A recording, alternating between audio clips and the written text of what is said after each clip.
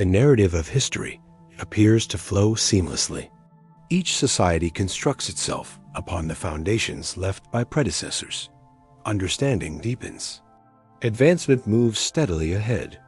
Agriculture emerges first, then urban centers develop, then written language appears, then vast empires form. A tidy progression from basic to sophisticated, from primitive art to grand religious structures to towering modern buildings. But reality tells a different story. When you scrutinize the historical documentation, truly study the available evidence, you'll discover something troubling. There exist voids, massive, unresolved voids. Entire centuries during which flourishing societies simply disappear from archaeological findings. Eras where human advancement doesn't merely decelerate, it halts entirely. On occasion, it even reverses direction. Highly developed communities crumble instantly, and their successors spend lifetimes dwelling among the wreckage, incapable of comprehending the technologies their forebears employed. These aren't merely absent sections in a historical account. These are complete sections removed, entire periods where we simply cannot determine what occurred to countless individuals. Where did they go? What activities occupied them? How did they manage to persist? And most troubling of all, why did so many of them perish completely? The Bronze Age realms of the Mediterranean didn't fade gradually. They vanished within one human lifetime. The Western Roman Empire collapsed, and Europe descended into centuries where populations forgot stone construction techniques. Complete urban centers throughout the Americas were deserted, consumed by vegetation, their residents dispersing to unknown locations. The Indus Valley Civilization, among the greatest urban societies of antiquity, disappeared so thoroughly that we remain unable to decipher their script 4,500 years afterward. These represent the voids between historical periods, the obscured intervals where our chronological framework fractures and the narrative ceases to be coherent. Now, if you're using this content to drift into sleep, that's precisely why I create these pieces. So perhaps subscribe and share where you're viewing from and what hour it is. I regularly review the comments, and it's captivating observing Berlin during morning hours and Boston during evening hours. Simultaneously, all of us pondering the same enigmas. What renders these voids so fascinating is this: we possess tangible proof that these societies existed. We can observe their remains, their objects, occasionally even their preserved bodies. But then abruptly, the proof ceases. It resembles discovering someone's journal with 50 pages torn away directly in the middle of the crucial section. Consider the archaeological documentation from the late Bronze Age. For hundreds of years, we observe proof of commercial networks extending across thousands of miles, refined metalworking, elaborate written languages, official communications between kingdoms. Then approximately 1200 BCE, nearly everything disappears. Not merely in one location, in numerous locations at once throughout the Mediterranean and Near East. Urban centers burned, commercial pathways deserted, written languages forgotten. For the following 400 years, the historical documentation remains nearly entirely blank. Or examine pre-dynastic Egypt. We understand the Great Pyramids were constructed around 2500 BCE, but the society that constructed them must have required centuries to develop the understanding, the mathematical knowledge, the coordination abilities necessary for such structures. Yet, when we search for proof of that developmental era, we discover almost nothing. It's as though the Egyptians transitioned from modest agricultural communities to flawlessly engineered massive constructions with scarcely any intermediate stage. These voids aren't merely confusing, they're disturbing because they demonstrate how vulnerable our own society might be, how rapidly understanding can disappear, how readily complexity can disintegrate into disorder, how near we constantly are to losing everything we believe we understand. This evening, we're going to investigate these voids, the centuries that consumed entire civilizations. We'll journey from the Eastern Mediterranean during its enigmatic collapse to the European Dark Ages, where literacy itself almost vanished. We'll explore the pre-Columbian Americas, where complete cultures emerged and disappeared without producing written documentation. We'll study the Indus Valley, where a society of millions left behind urban centers, but no clarifications. We'll track the erased history of Sub-Saharan Africa, intentionally eliminated by those who arrived later. We'll trace the Pacific navigators who settled thousands of islands, then disappeared into spoken tradition. We'll gaze into the unclear centuries before ancient Egypt became Egypt. And we'll conclude at the Younger Dryas 12,000 years ago, when planetary disaster may have eliminated societies we'll never know existed. There's something profoundly soothing about these enigmas. Unlike the disorder of contemporary events, these puzzles have been awaiting resolution for thousands of years. They'll still be awaiting tomorrow.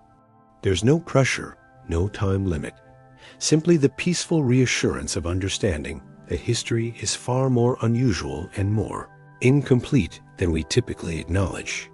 So make yourself comfortable.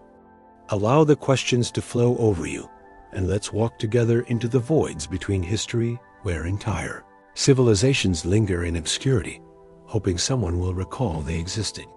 Imagine the Eastern Mediterranean during the 12th and 13th centuries BCE. This represented the height of human society, the most connected, refined, intricate world humanity had ever produced.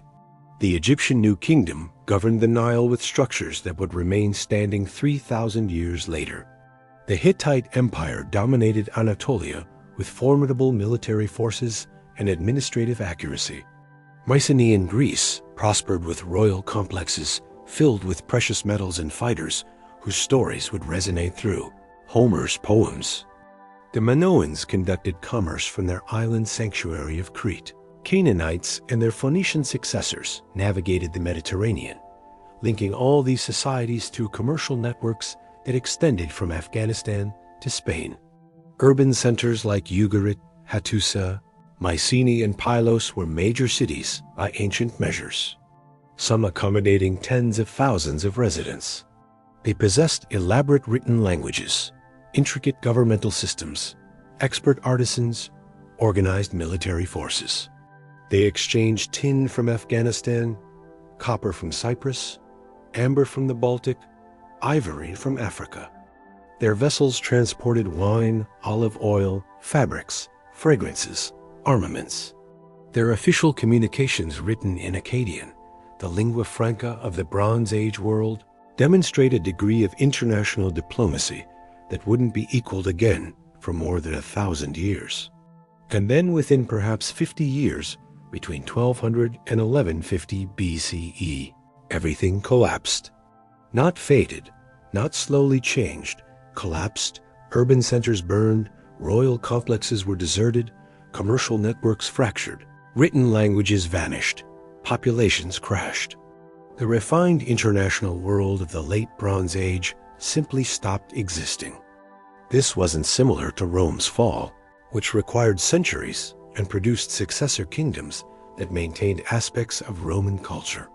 This was sudden, disastrous, and nearly universal throughout the Eastern Mediterranean.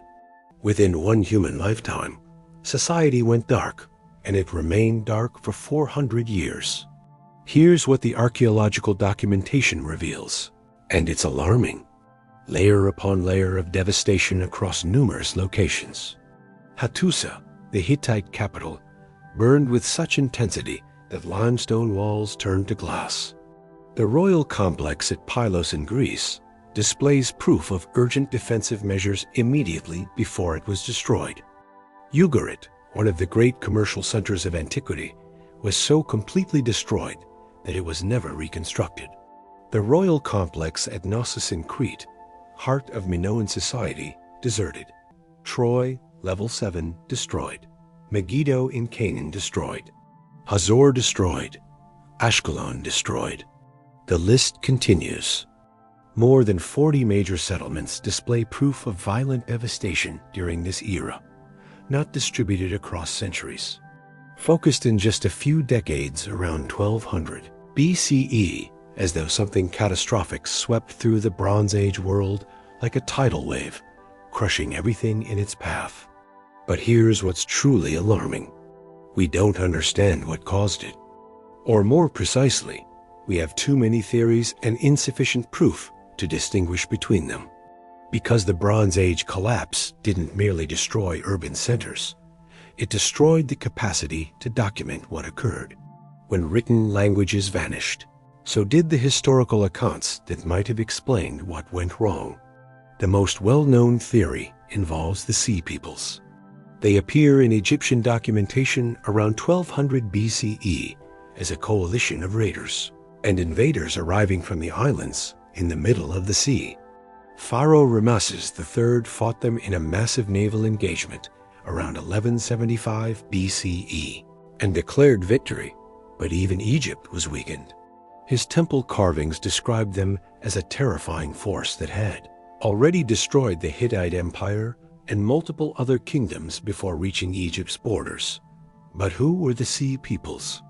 The Egyptian documentation lists names the Peleset, the Jeker, the Shekelesh, the Denayan, the Weshesh. Some scholars believe the Peleset became the Philistines. Perhaps the Shekelesh were Sicilians. The Denayan might have been Danaans, the Greeks mentioned in Homer. But these are speculations based on similarities in names written in hieroglyphs 3,200 years ago.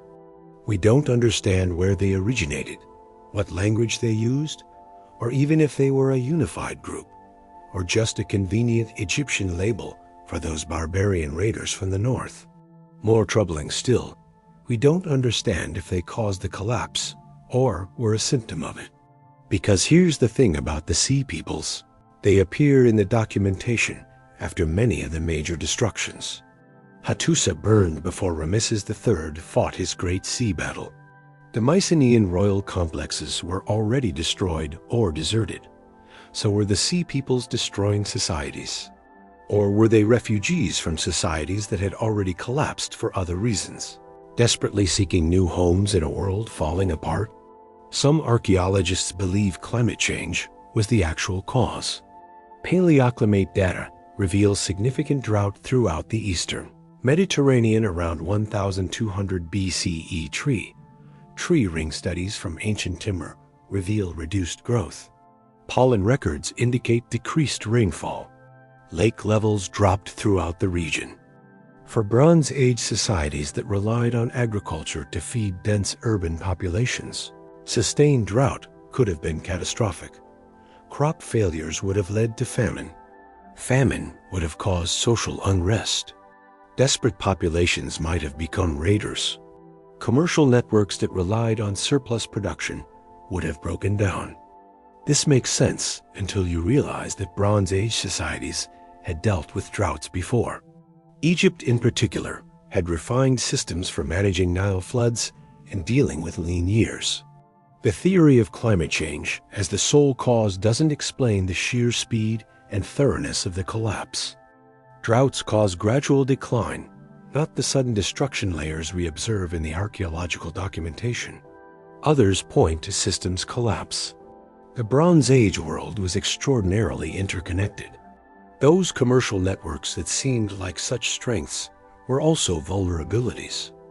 When you need tin from Afghanistan and copper from Cyprus to make bronze weapons and tools, you're dependent on stable commercial routes across thousands of miles. When you've specialized your economy to produce wine and olive oil for export, you need to import grain. When your royal bureaucracy has grown so complex that it takes dozens of scribes just to track inventory, you're vulnerable to disruption. Think of it like a house of cards. Each society was supporting the others through commerce, diplomatic marriages, military alliances. The whole structure was stable as long as every piece stayed in place. But if something knocked out one major player, the cascading effects could be devastating. If the Hittites fell, their trading partners lost access to critical resources. If commercial routes became unsafe due to raiders, specialized economies collapsed. If one society's collapse sent refugees flooding into neighboring regions, it could destabilize them. 2. The complexity that had made Bronze Age societies so impressive also made it incredibly fragile. The proof for systems collapse is compelling. We can observe it in the administrative records. The Linear B tablets from Mycenaean Greece, baked in the fires that destroyed the royal complexes, show bureaucracies frantically attempting to manage resources in what appear to be crisis conditions. Allocations of bronze are measured to the gram. Conscriptions of rowers for ships suggest military emergencies. The last tablets from Pylos mention coastal watchers as if they were expecting an attack from the sea. But then the tablets stop. Linear B, the writing system of Mycenaean Greece, disappeared completely. It wouldn't be redeciphered until 1952. For 400 years, Greece had no writing system at all.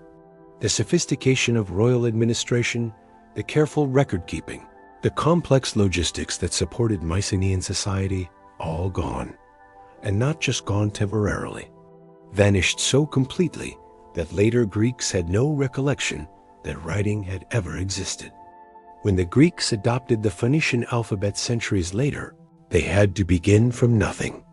This is what renders the Bronze Age collapse so frightening. It wasn't merely political transformation. It was cultural decline on an enormous scale. Population numbers crashed. Some estimates indicate Greece lost 80% of its population between 1200 and 1000 BC.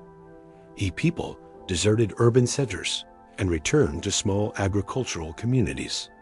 Monumental construction stopped. Pottery designs became simpler. Metalworking methods were lost. International commerce ended almost completely. The world contracted.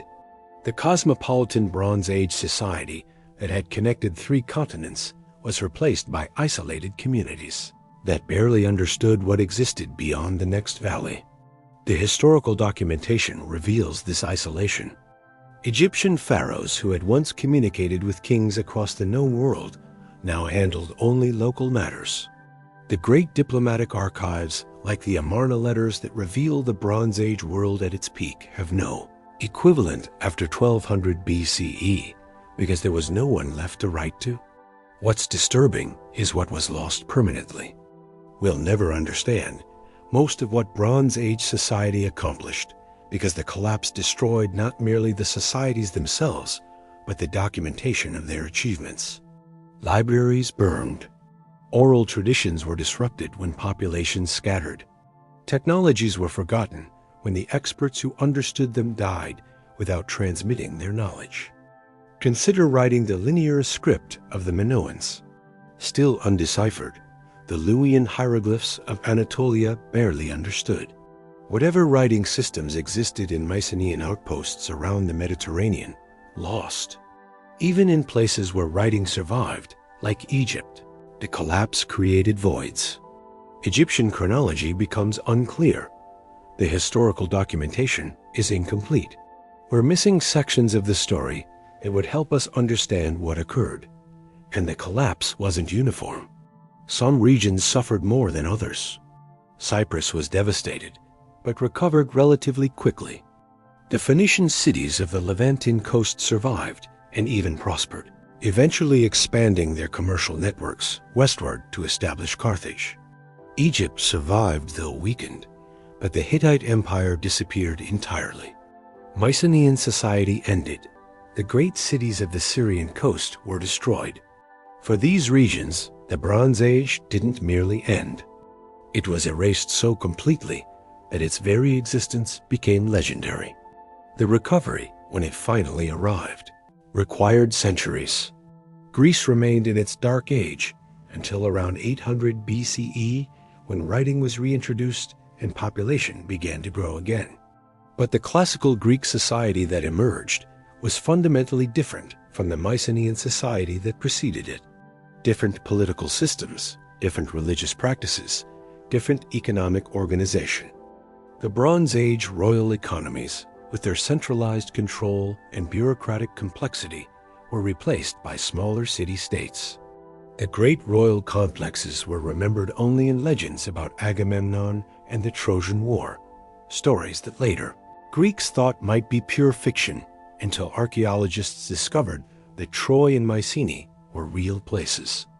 What renders the Bronze Age collapse so relevant today is how contemporary our Bronze Age predecessors were in some ways. They lived in an interconnected global economy. They handled international diplomacy and commercial disputes. They managed complex supply chains.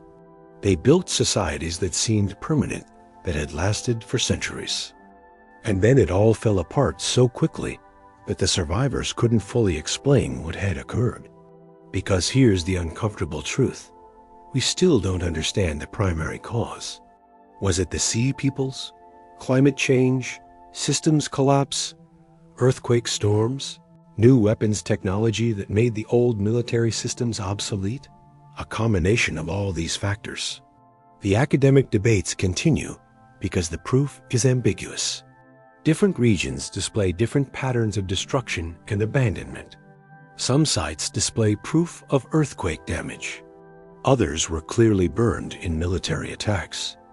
Still others seem to have been abandoned without violence, as if the population simply left. What we do understand is that when multiple stresses hit simultaneously, even refined societies can fail catastrophically. The Bronze Age world might have survived drought or raiders or political instability. But all of them together, cascading through interconnected systems, were too much. The house of cards collapsed. And when it did, humanity lost 400 years. 4 centuries during which populations declined, technologies were forgotten, writing disappeared, commercial networks shattered. 4 centuries of regression during which the descendants of Bronze Age society struggled to survive in a darker, smaller, more dangerous world. 4 centuries of history that left almost no written documentation, just destruction layers in the archaeological proof and legends passed down through oral tradition. The Bronze Age collapse is a reminder that society is more fragile than we think. That complexity creates vulnerability as well as strength. That the refined systems we build to connect us can also cascade our failures. And that sometimes, despite our best efforts to document and preserve, whole eras of human achievement can simply vanish, leaving only ruins and mysteries for future generations to puzzle over. When the lights came back on, when Greece emerged from its dark age, and writing returned and society rebuilt itself, the world was fundamentally changed. The Bronze Age was gone, and with it went knowledge, technologies, and historical documentation that will never recover. Somewhere in those lost centuries lie answers to questions we can't even formulate anymore. Stories that will never be told, achievements that will never be celebrated. All gone dark in the span of one human lifetime, lost in the voids between history. Picture this. Rome 476 CE, the greatest empire the Western world had ever seen, simply stops. Not with a bang, not with some apocalyptic battle, but with a whimper. The last Western Roman emperor, a teenage boy with the ironic name Romulus Augustulus, is pensioned off by a Germanic general. And just like that, 5 centuries of Roman dominance come to an end. But here's what renders this moment so strange. The cities are still standing. The roads are still there, stretching across Europe like a massive stone spiderweb. The aqueducts still carry water. The libraries still hold thousands of scrolls. Everything exists except the people who understood how to maintain it all, except the bureaucracy that held it together, except the literate class that could read the instructions. Within 1 generation, maybe 2, it all begins falling apart. Not destroyed, just abandoned, forgotten. And for the following 500 to 600 years, Europe plunges into what we've come to call the Dark Ages. Except nobody at the time called it that. Nobody understood they were living in a dark age. They were just attempting to survive. Now, here's the thing about the Dark Ages. The name itself is controversial. Modern historians dislike it. They prefer early medieval period or late antiquity, and they have a point. The term Dark Ages was invented by Renaissance scholars who looked back at this period and saw nothing but ignorance and barbarism. They were comparing it to Rome at its height and finding it wanting. But that comparison isn't fair. It's like judging a forest that's regrowing after a wildfire and calling it dark because it's not as tall as it used to be. But there's another reason the term fits, a reason that has nothing to do with judgment. These centuries are literally dark to us. We can barely see into them. The written documentation doesn't just decline. It almost vanishes. We go from hundreds of documents per decade to maybe 1 or 2 per century. Archaeological proof becomes sparse and ambiguous. The material culture becomes so simplified that it's difficult to date sites accurately. We're not just looking at a period of decline. We're looking at a period where our capacity to see what was happening almost completely breaks down. It's like someone turned off the lights in history's archive. So, what actually occurred? How does the most documented, most bureaucratic, most literate society in the Western world simply forget how to read and write within a few generations? The short answer is that the infrastructure of literacy collapsed. But the long answer is so much more interesting and so much more frightening. Rome wasn't just an empire. It was a machine, a vast interconnected system where every part depended on every other part. The cities depended on grain from North Africa. The army depended on taxes from the cities. The roads depended on maintenance crews paid by the army. The whole thing worked because of constant movement. Goods flowing, people traveling, information spreading. When Rome fell, the machine didn't just stop. It started running in reverse. The cities that depended on imported grain began to shrink. As they shrank, they generated less tax revenue. With less revenue, roads couldn't be maintained. With roads crumbling, commerce became harder. With commerce declining, cities shrank further. It was a death spiral, and it occurred fast. Within 100 years of Rome's fall, most major European cities had lost 80 to 90% of their population. Not because people were dying, though plenty were, but because urban life became impossible. When you can't get grain shipments and you can't maintain aqueducts, you move to the countryside where you can grow your own food and drink from wells. And when people moved out the cities, literacy went with them. Because here's what most people don't understand about literacy in the ancient world. It wasn't valuable for its own sake. You didn't learn to read and write because knowledge was important. You learned because you needed those skills for specific jobs.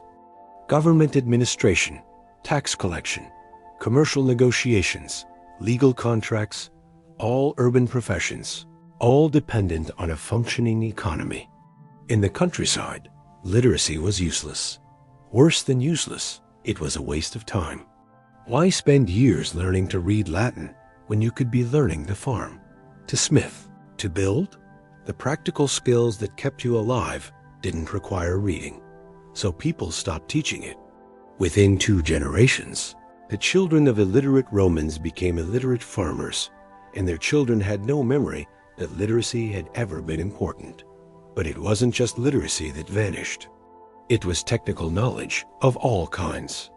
How to build stone bridges, how to make concrete, how to survey land accurately, how to construct multi-story buildings. All of this knowledge was written down, carefully documented in Roman technical manuals. But if you can't read the manuals, the knowledge might as well not exist. Archaeological proof from this period is absolutely haunting. We find Roman buildings being abandoned, then slowly dismantled for building materials. We find villa sites that just stopped showing any signs of occupation around 450 or 500 CE. We find layers of what archaeologists call dark earth in former Roman towns, basically just accumulated garbage and decay covering the Roman remains. But here's where it gets really weird. The abandonment isn't uniform. Some regions descend into chaos quickly. Others maintain some level of organization for centuries. Britain, for example, seems to experience near total collapse. By 500 CE, British cities are abandoned. Pottery making, which had been a sophisticated industry, reverts to crude handmade vessels. Even basic stone construction seems to be forgotten. People are building in wood, again like their pre-Roman ancestors had. But in other places like Italy and parts of Gaul, there's continuity. Cities shrink, but don't disappear. Literacy declines, but doesn't vanish. Some level of commerce continues. It's not uniform darkness. It's patchy, inconsistent, maddeningly hard to understand. And then there are the mysteries, the things we simply cannot explain. Take settlements.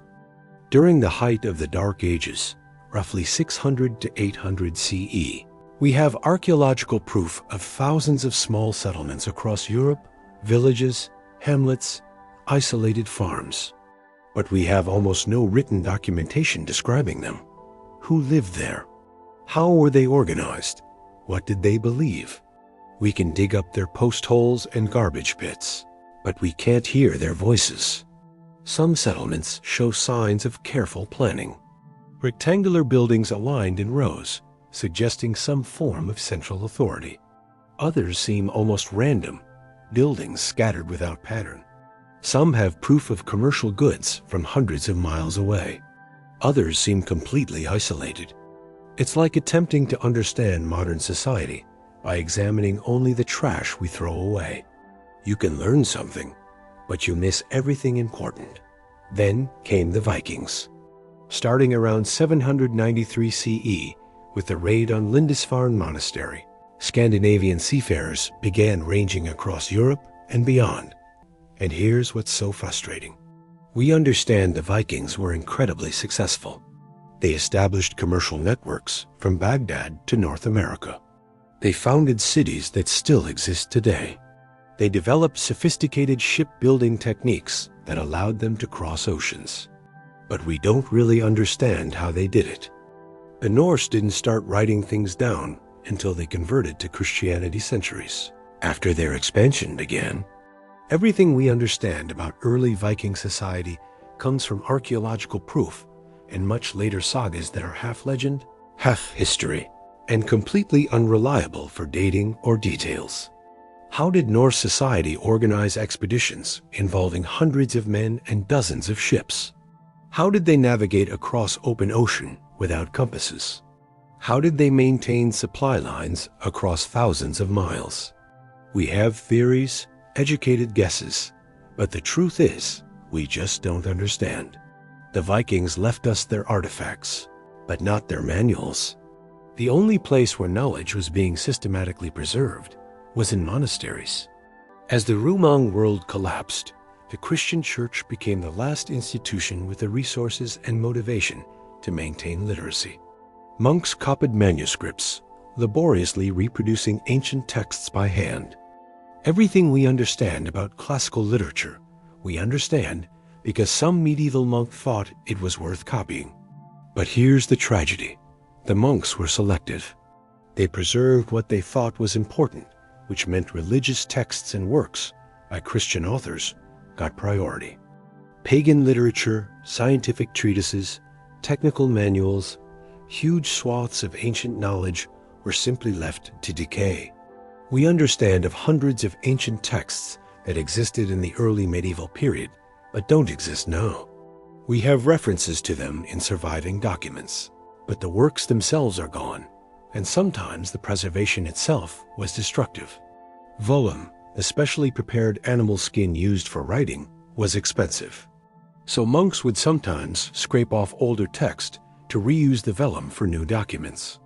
These are called palimpsests, and modern imaging technology can sometimes read the erased text underneath. What we've found is heartbreaking. Lost plays by Sophocles, scientific treatises by unknown Roman authors, historical accounts that would fill crucial voids in our knowledge, all scraped away to make room for copies of texts that already existed in dozens of versions. The population decline during this period was staggering, though we can't put precise numbers on it. Some estimates suggest Europe's population fell by 50% or more between 400 and 600 CE. This wasn't primarily due to war or invasion. It was disease, malnutrition, and the collapse of the commercial networks that had allowed specialized urban populations to exist. When populations collapse, so does specialization.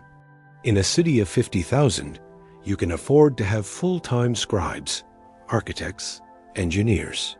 In a village of 200, everyone needs to be a generalist. Everyone needs to understand how to grow food, make tools, build shelter. The specialist knowledge that created Roman society became a luxury nobody could afford. Recent discoveries are starting to fill in some voids, though each answer raises new questions. Excavations across Europe have revealed that the so-called Dark Ages weren't as dark as we thought. We found proof of sophisticated metalworking continuing throughout the period. We've discovered extensive commercial networks that nobody understood existed. We've uncovered burial sites with grave goods from thousands of miles away, proving that long-distance travel never completely stopped.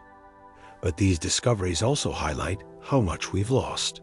Every sophisticated artifact we find raises the question, if they could make this, what else could they make that we haven't found? Every commercial good from distant lands suggests networks and relationships we don't understand. Every well-constructed building proves there were architects and engineers whose names we'll never understand. The Dark Ages weren't dark because nothing was happening. They're dark because we can't see what was happening.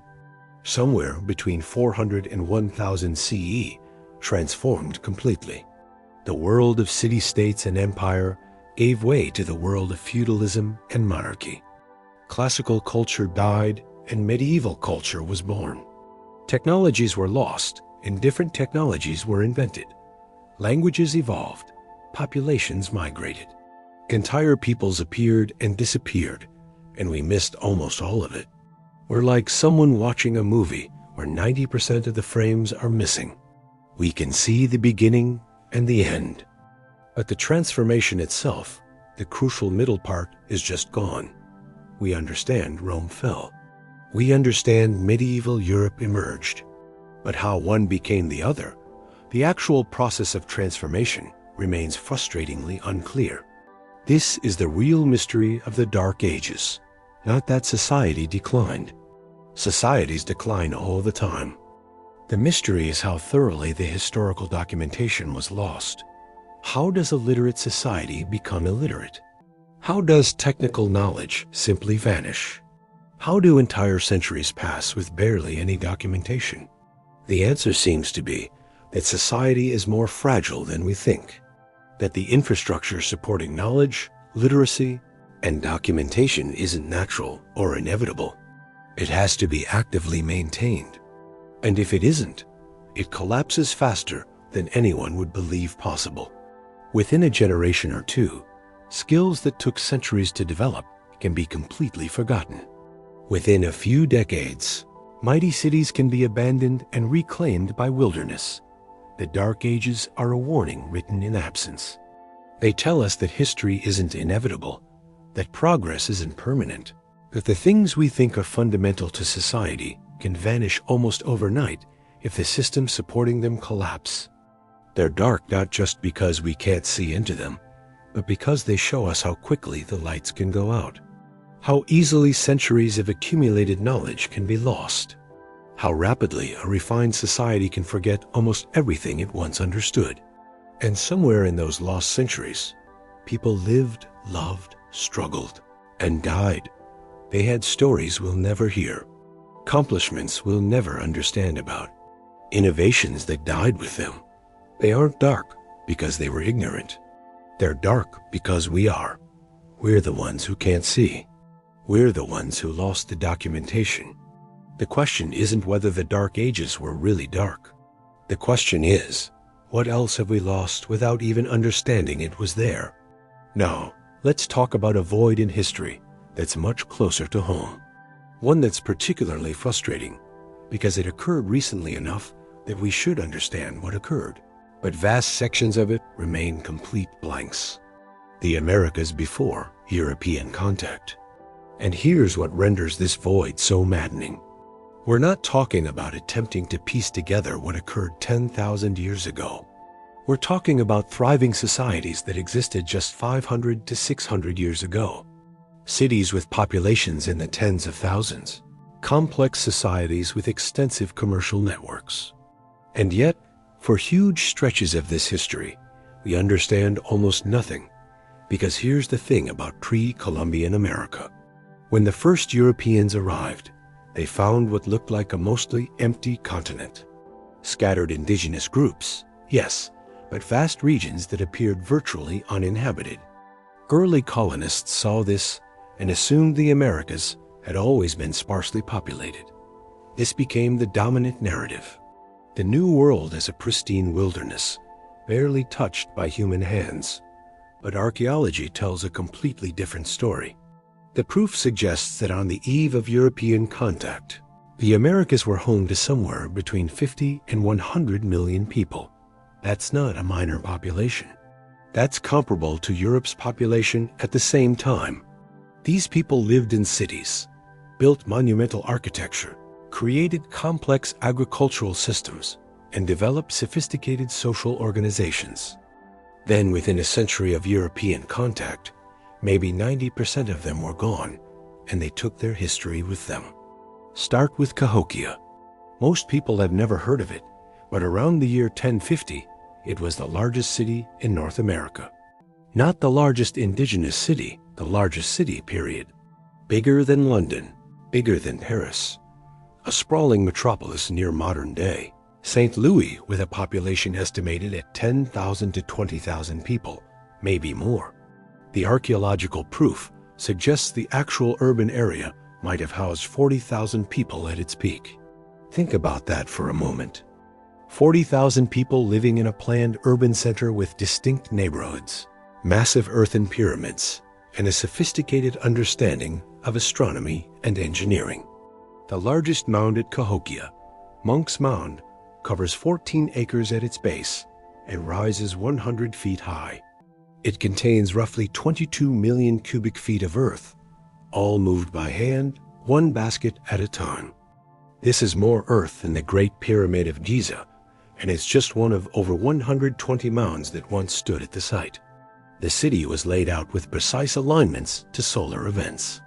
The people of Cahokia built a wood henge, a circle of massive cedar posts that tracked the solstices and equinoxes. They constructed a grand plaza larger than 35 football fields. They built residential districts with thousands of homes. They created a massive palisade around the central city, a wall that required 20,000 logs and would have taken a coordinated labor force years to complete. This wasn't a simple village. This was a society. The Mississippian culture, as archaeologists call it, dominated the Mississippi River Valley and its tributaries for centuries. They built hundreds of mound sites across what is now the southeastern United States. They developed long-distance commercial networks that stretch from the Great Lakes to the Gulf of Mexico, from the Atlantic to the Rocky Mountains, shell from the Gulf Coast, copper from Lake Superior, obsidian from the Rockies, all flowing through a commercial network that would have required sophisticated economic organization. And then around 1350, Cahokia was abandoned, not destroyed by conquest, not burned by invaders, just emptied. Within a few decades, a city that had dominated the region for 3 centuries was gone, its people scattered, its buildings left to decay. By the time Europeans arrived in the region in the 1500s, Cahokia had been abandoned for more than 150 years. The native peoples living nearby had no clear memory of who had built these massive earthworks. The history was lost. We still don't understand why Cahokia fell. The theories are numerous, but unsatisfying. Maybe environmental degradation. The city's enormous population would have required intensive agriculture, possibly depleting the soil. Maybe climate change. There's proof of a regional drought around the time of abandonment. Maybe political collapse. Perhaps the social systems that had united such a large population simply broke down, maybe disease. A pandemic could have devastated the dense urban population. But we don't understand. The people who could have told us were gone before anyone thought to write it down, and Cahokia wasn't unique. The Mississippian culture built similar cities throughout the eastern half of North America. Etowah in Georgia, Moundville in Alabama, Spiro in Oklahoma, each with thousands of inhabitants, monumental architecture, and complex social organization. Most were abandoned before European contact. The few that were still occupied when Europeans arrived were quickly destroyed by disease, warfare, and forced displacement. Their histories died with them. Move west, and you find the same pattern. The ancestral Puebloans, often called the Anasazi, built some of the most spectacular architecture in North America. Cities carved into cliff faces, Mesa Verde, Chaco Canyon. These weren't simple dwellings. Pueblo Bonito at Chaco Canyon had over 600 rooms and rose 4 stories high. It was the largest building in North America until the 1880s, when it was finally surpassed by an apartment building in New York. Chaco was the center of a society that dominated the Four Corners region for centuries. The Chacons built hundreds of miles of perfectly straight roads connecting outlying settlements to the central canyon. Not trails, roads up to 30 feet wide, engineered with deliberate construction techniques. They aligned buildings to solar and lunar cycles with precision that required sophisticated astronomical knowledge. They managed water in a desert environment through an elaborate system of dams, reservoirs, and irrigation channels. And then around 1150, they left. The great houses at Chaco Canyon were abandoned. The road system fell into disuse. A society that had thrived for 300 years simply walked away. We find hints of where they went.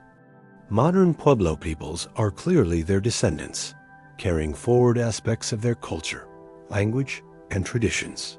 But the specific history of what occurred, why they left, where exactly they went, most of it is gone. Another void in the historical documentation. The archaeological proof from across the Americas tells the same story again and again. Proof of large populations, refined societies, complex cultural achievements, followed by sudden abandonment, disappearance, or collapse, often shortly before or shortly after European contact. And here's what renders this particularly tragic: the timing. Because European contact didn't just bring colonization and conquest, it brought disease. Smallpox, measles, typhus, influenza, diseases to which Native Americans had no immunity. The epidemics moved faster than the Europeans themselves. Ships arriving on the coast would introduce diseases that would spread inland through commercial networks, devastating populations hundreds of miles away from any European settlement.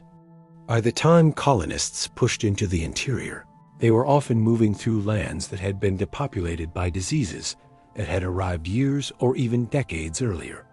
The scale of this catastrophe is almost impossible to comprehend. Contemporary accounts from early Spanish explorers in the southeast described densely populated regions with towns every few miles.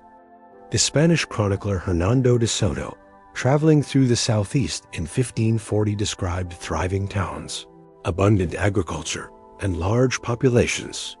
But when French explorers traveled the same routes 150 years later, they found the landscape nearly empty. The cities were gone. The people were gone. What had occurred? Disease. Wave after wave of epidemics tearing through populations with no resistance. Communities that had existed for centuries were wiped out in a generation. And when the people died, so did their knowledge. Their history passed down orally through generations died with the last storytellers. Their cultural practices, their social organization, their understanding of their own past, all lost. We get hints of what was lost from the few written accounts that survive. When Europeans first reached the upper Mississippi Valley in the late 1600s, They encountered enormous earthwork complexes, mounds in elaborate geometric patterns, some covering hundreds of acres. The indigenous people living nearby told the French that they didn't understand who had built them. The knowledge was already lost, the societies that had created these monuments having collapsed before living memory. Modern archaeology has revealed just how much we've lost. Ground-penetrating radar, LiDAR surveys, and satellite imagery have revealed thousands of previously unknown archaeological sites across the Americas.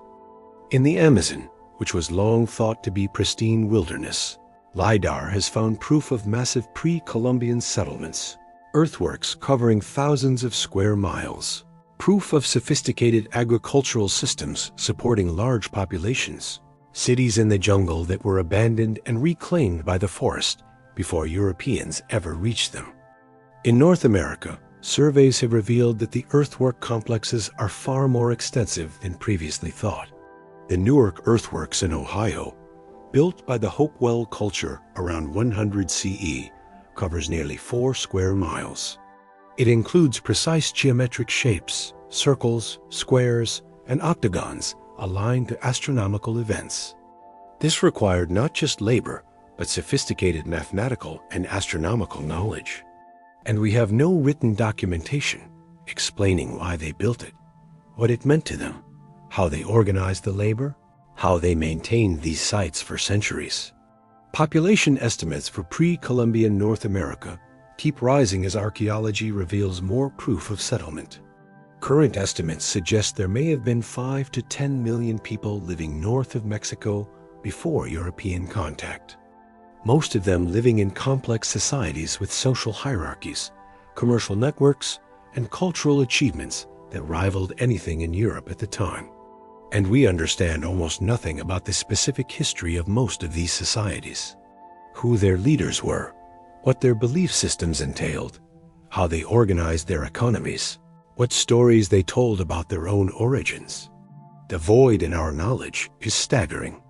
We have better documentation of ancient Rome, which existed 2,000 years ago, than we do of Cahokia, which was thriving just 600 years ago. We can trace the political intrigues of medieval European kingdoms in exhaustive detail, but we can barely reconstruct the basic outlines of Mississippian political organization. We have extensive written documentation from ancient China spanning millennia, but virtually nothing written about the ancestral Puebloans by the ancestral Puebloans themselves. This void exists not because these societies were primitive or unimportant. It exists because they developed different technologies for recording information. Most relied on oral traditions rather than written documentation. And oral traditions, no matter how sophisticated, are vulnerable. They require continuous transmission from one generation to the next. Break that chain through disease, warfare, or forced displacement, and the knowledge is lost forever. Modern indigenous communities retain fragments of this history, oral traditions, cultural practices, spiritual beliefs that connect them to their ancestors. But even these connections are often incomplete, broken by centuries of colonization, forced relocation, and cultural suppression. The descendants of these great societies often understand their ancestors built the mounds, carved the cliffs, created the earthworks. But the specific details, the why and the how, much of it has been lost. So we're left with monuments without context. Earthworks covering thousands of acres that we can map but not understand. Sophisticated astronomical alignments whose purpose we can only guess at.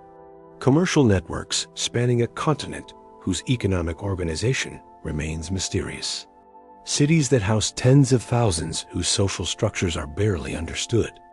And a demographic catastrophe so complete that it erased the cultural memory of entire societies before that memory could be recorded in a form that would survive. The Americas before Columbus weren't empty wilderness waiting to be discovered. They were home to millions of people living in complex societies with their own histories, achievements, and stories. And most of those stories are gone, lost in the void between the collapse of pre-Columbian societies and the arrival of written documentation. Another hole in human history. Another reminder that absence of proof isn't proof of absence. It's often just proof of tragedy. Here's something that should bother you more than it probably does. Around 3,300 BCE, while Mesopotamia and Egypt were just figuring out how to build cities, a society emerged in the Indus River Valley that was in almost every measurable way more advanced than both of them. Better urban planning, more sophisticated sanitation systems, standardized weights and measures, proof of long-distance commercial networks stretching from Mesopotamia to Central Asia. And then around 1300 BCE, it just vanished. Not slowly, not with dramatic collapse, just faded away into historical silence. And here's the really disturbing part. We have no idea what they called themselves. No idea how their government worked. No idea what gods they worshipped or what stories they told their children. We can't read their writing. We don't understand their language. For a society that lasted 2,000 years and covered an area larger than ancient Egypt and Mesopotamia combined, we understand almost nothing about how they actually lived. Think about that for a second. The Harappan civilization, as archaeologists call it, had a population estimated at 5 million people at its peak. 5 million. That's more people than lived in all of ancient Egypt during the Old Kingdom. They built over 1,400 settlements, including massive cities like Mohenjo-Daro and Harappa, with populations reaching 40,000 or more. These weren't primitive villages. These were planned cities with grid layouts, advanced drainage systems, public baths, and multi-story buildings. They were doing urban planning that wouldn't be matched in Europe until the Roman Empire. And yet, when you walk through a museum and look at Egyptian artifacts, you can read the hieroglyphs, understand the religious texts, understand the names of pharaohs and the stories of their gods. But when you look at Indus Valley seals with their mysterious symbols, all you get is silence. Beautiful, intricate, maddeningly silent. The archaeological proof of Harappan sophistication is everywhere once you start looking. Take Mohenjo-Daro, probably the best preserved Harappan city. The name means Mound of the Dead in Sindhi, which tells you nothing about what its inhabitants actually called it. Everything we understand about them comes from what they left behind, and what they left behind is extraordinary. The city was built on a grid pattern with streets intersecting at right angles. Not random organic growth like most ancient cities, but deliberate planning.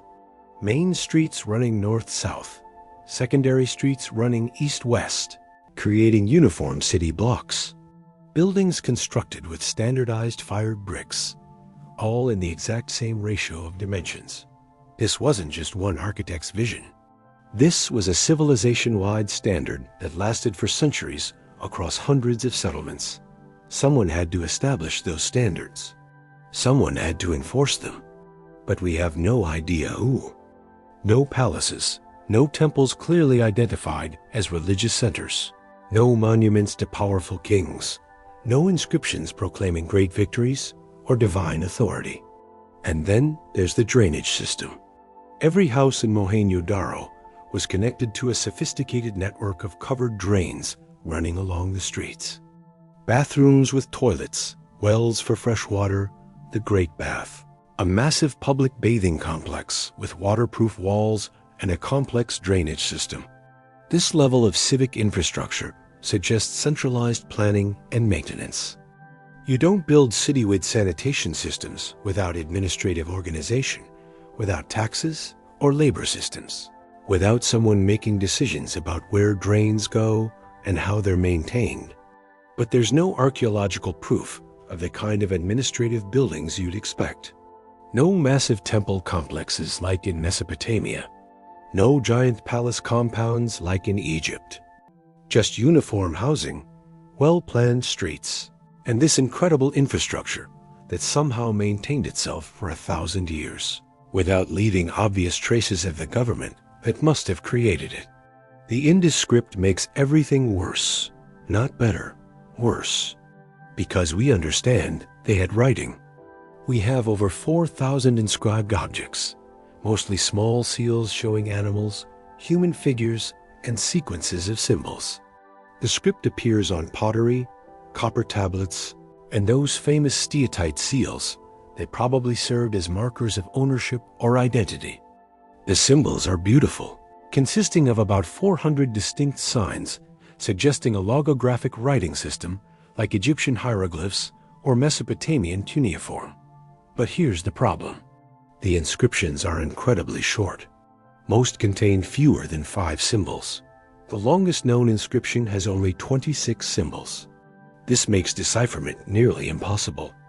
With such short texts, you can't identify patterns reliably. You can't figure out grammar or syntax. You can't even be certain whether it should be read left to right, right to left, or in alternating directions. Scholars have been trying to crack the Indus script for over a century. Some think it's a true writing system representing spoken language. Others argue it's just a collection of symbolic markers like modern corporate logos, conveying information but not representing speech. There's no Rosetta Stone, no bilingual text that could provide a key to understanding. The society existed alongside Mesopotamia, and there's proof of commerce between them. But no Indus Valley text has been found written in cuneiform, and no cuneiform text clearly describes the Harappan people in enough detail to help us understand their language. It's like finding a library where every book has only the title remaining, and the title is in a language no living person speaks. You understand there was knowledge there. You understand they had things to say, but the actual content is locked away forever unless we can somehow crack the code. Recent technological advances have brought new hope, but also new controversies. Computer scientists have analyzed the Indus script using statistical methods, comparing it to known languages and random symbolic sequences. Some studies suggest the pattern of symbol combinations is consistent with linguistic structure, implying it really is writing. Other researchers remain skeptical, pointing out that short texts can produce misleading statistical patterns. Machine learning algorithms have been trained on the available inscriptions, trying to identify grammatical rules or predict missing symbols in damaged texts. These approaches have produced interesting hypotheses, but nothing definitive. A fundamental problem remains. Without longer texts or a bilingual inscription, we're essentially trying to learn an entire language from nothing but business cards and shipping labels.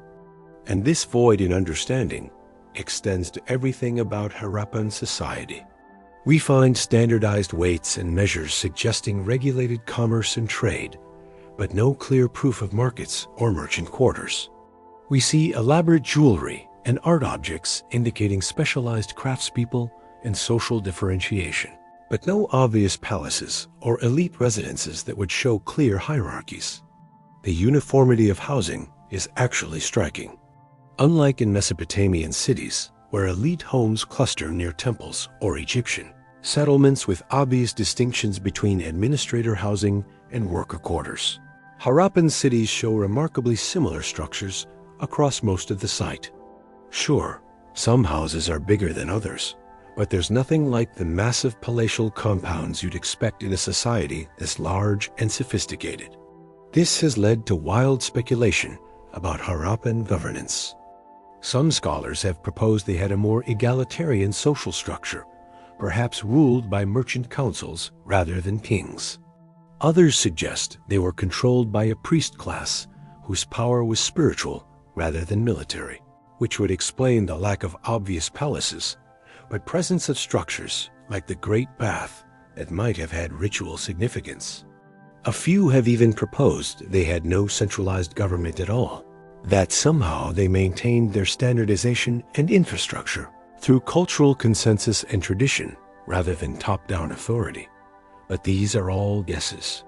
Educated guesses based on archaeological proof, but still guesses filling the void left by our inability to read their own words about themselves. The religious practices are equally mysterious. We find figurines that might be goddesses or might be toys. Seals showing figures in yoga-like poses that might be gods or might be humans. Animals that appear repeatedly like bulls and elephants and tigers that might have religious significance or might just be common subjects for art. There's a famous seal showing a seated figure surrounded by animals that some scholars identify as a proto-Shiva, suggesting continuity between Harappan religion and later Hinduism. Others argue this is projecting later religious concepts backward onto proof that doesn't really support it. Without text explaining religious beliefs, without clear temples or obvious religious iconography, we're left inferring spiritual life from ambiguous artifacts. And then there's the disappearance. Around 1900 BCE, the great cities began to decline. Not suddenly, but gradually over centuries. Building quality decreased. The careful urban planning became less strict. Some settlements were abandoned. By 1300 BCE, the major cities were largely deserted, and the society as a distinct cultural entity had essentially vanished. But there's no proof of conquest. No burned layers suggesting invasion, no mass graves indicating plague. The climate did change with the monsoon pattern shifting and some rivers changing course, which would have affected agriculture and commerce. But societies don't usually just fade away peacefully because of gradual climate change. They transform, they migrate, they adapt. The Harappans seem to have done all of these things, dispersing into smaller settlements, possibly moving east toward the Ganges Valley. But in the process, they lost whatever centralized culture had maintained their distinctive society. Then comes the void. The period between the decline of the Harappan society and the emergence of Vedic culture around 1500 BCE is murky and contested. The Vedic people spoke an Indo-European language, Sanskrit, completely unrelated to whatever language the Harappans spoke. The Vedic texts composed over centuries and eventually written down contain no clear memories of the great cities of the Indus Valley. No stories about abandoned urban centers, no legends explaining the mysterious ruins. It's as if the Harappan society had been completely forgotten within a few centuries of its decline. Some scholars suggest there was cultural continuity, that elements of Harappan religion and culture were absorbed into Vedic tradition. Others see a complete break, a replacement of one culture by another. But without texts from the Harappans themselves, without clear archaeological proof of the transition, we're left with competing theories and insufficient data. Why do we understand so little despite extensive remains? Part of the problem is preservation. The Indus Valley has been continuously inhabited for 5,000 years. Modern cities sit on top of ancient ones. Agriculture has disturbed countless sites. The region's climate isn't ideal for preserving organic materials like wood or cloth, paper that might have contained longer texts. But other societies face similar challenges and still left decipherable documentation. The real issue is the script. Without the ability to read their writing, we can't access their own explanations of themselves. We're reduced to making inferences from physical proof. And physical proof alone can't tell you what people believed, how they organized themselves politically, what stories they told, what they thought was important. We are left with this strange paradox. A society sophisticated enough to maintain urban infrastructure for 1,000 years, to standardize measurements and construction across a vast territory, to conduct long-distance commerce, and create beautiful art, but one that remains fundamentally unknowable to us. They had context, deep, meaningful context for everything they did. But that context is lost. All we have are the artifacts, beautiful and mute, telling us that something remarkable occurred here, but refusing to explain what it meant to the people who created it. Somewhere in those undeciphered symbols or answers, names and stories and explanations, the Harappans understood who they were. They just never imagined that one day nobody else would. Here's something that should bother you. When we talk about ancient history, we speak with confidence about Roman emperors, Chinese dynasties, Persian kings. We can tell you what they ate, how they dressed, who they married. We have their words, their laws, their poetry. But ask about the kingdoms of medieval West Africa, the empires that controlled the gold commerce and made European kings jealous. And suddenly, the story gets fuzzy. Ask about the people who built Great Zimbabwe, one of the most impressive stone structures in the ancient world, and we shrug. Ask about the Nok culture, who were smelting iron in West Africa, while Europe was still figuring out bronze working. And we admit, we barely understand their names. This isn't because Africa lacked sophisticated societies. It's because we lost their stories. Or more accurately, we discarded them, dismissed them, allowed them to slip through the cracks of historical preservation until vast stretches of African history became voids. Mysteries, lost centuries waiting to be rediscovered. The problem starts with how history gets preserved. In Europe and Asia, written documentation stretches back thousands of years. Mesopotamian clay tablets documenting grain sales from 3000 BCE, Egyptian hieroglyphs detailing the reigns of pharaohs. Chinese chronicles recording everything from astronomical events to court gossip. These societies developed writing systems early and used them obsessively, creating redundant copies of important documents, carving documentation into stone that would last millennia. But many African societies took a different approach. They preserved their histories through oral tradition, elaborate systems of storytelling, poetry, and song passed down through specialized groups of historians called griots. These weren't casual campfire tales. They were precisely memorized accounts, sometimes hours long, recounting genealogies, major events, cultural practices. In societies with strong oral traditions, griots could recite the names and deeds of rulers, going back dozens of generations without missing a detail. The problem is that oral traditions don't survive societal collapse the way stone inscriptions do. When a society falls to war, disease, or environmental catastrophe, its libraries might burn. But archaeologists can still excavate the ruins, find the tablets, reconstruct the written documentation. But if the griots die without passing on their knowledge, if the cultural continuity gets broken, the history simply vanishes. No ruins to excavate, no artifacts to translate, just silence where there should be stories. This is exactly what occurred across much of Sub-Saharan Africa. Not because these societies were less sophisticated, but because the catastrophes they faced were so complete that the chains of oral transmission got severed. And when European colonizers arrived, they weren't interested in preserving what remained. They were interested in claiming the continent had no history worth preserving at all. Take Great Zimbabwe. In the hills of southeastern Africa stands one of the most remarkable architectural achievements of the medieval world. Massive stone walls some 36 feet high built without mortar from perfectly fitted granite blocks. A complex of enclosures covering nearly 1,800 acres, featuring a conical tower, intricate passageways, and sophisticated drainage systems. At its peak around 1300 CE, this was the capital of a kingdom that controlled the gold commerce between the African interior and coastal Swahili merchants. Home to perhaps 18,000 people, making it one of the largest cities in medieval Africa. When European colonizers first encountered these ruins in the late 19th century, they couldn't believe Africans had built them. There had to be another explanation.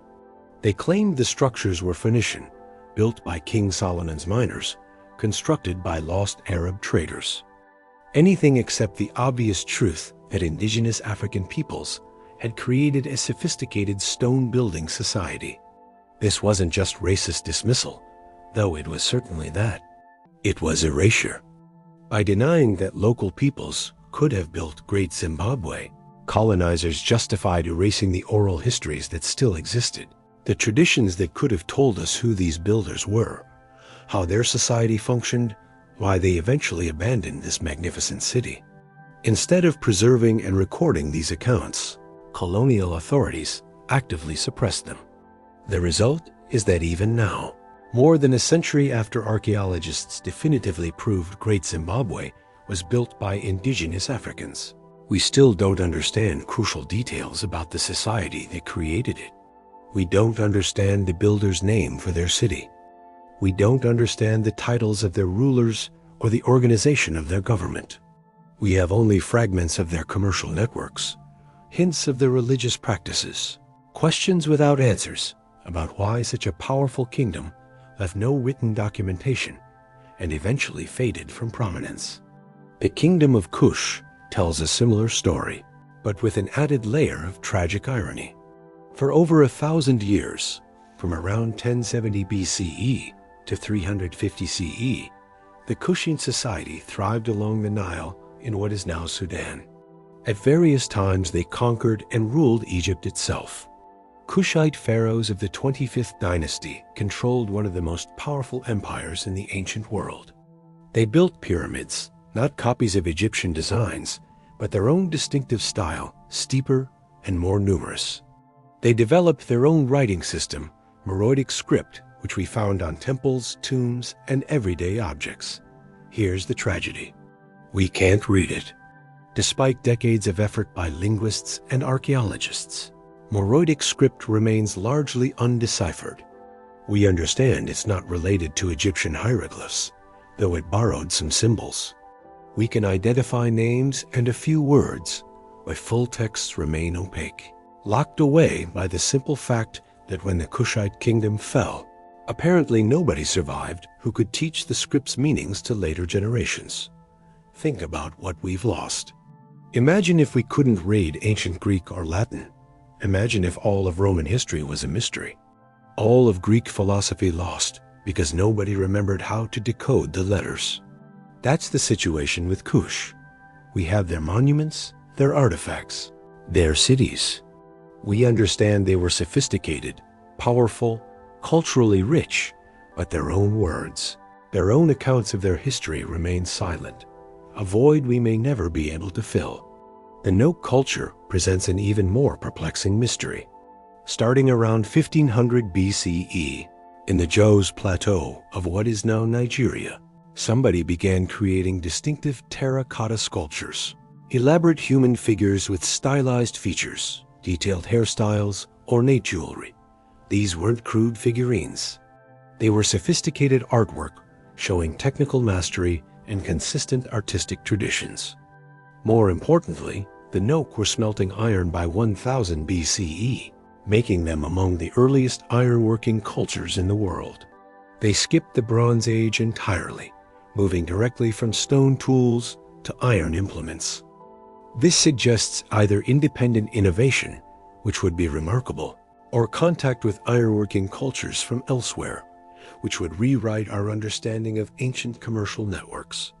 But we don't understand which. We don't understand who the Nok were, what they called themselves, how their society was organized.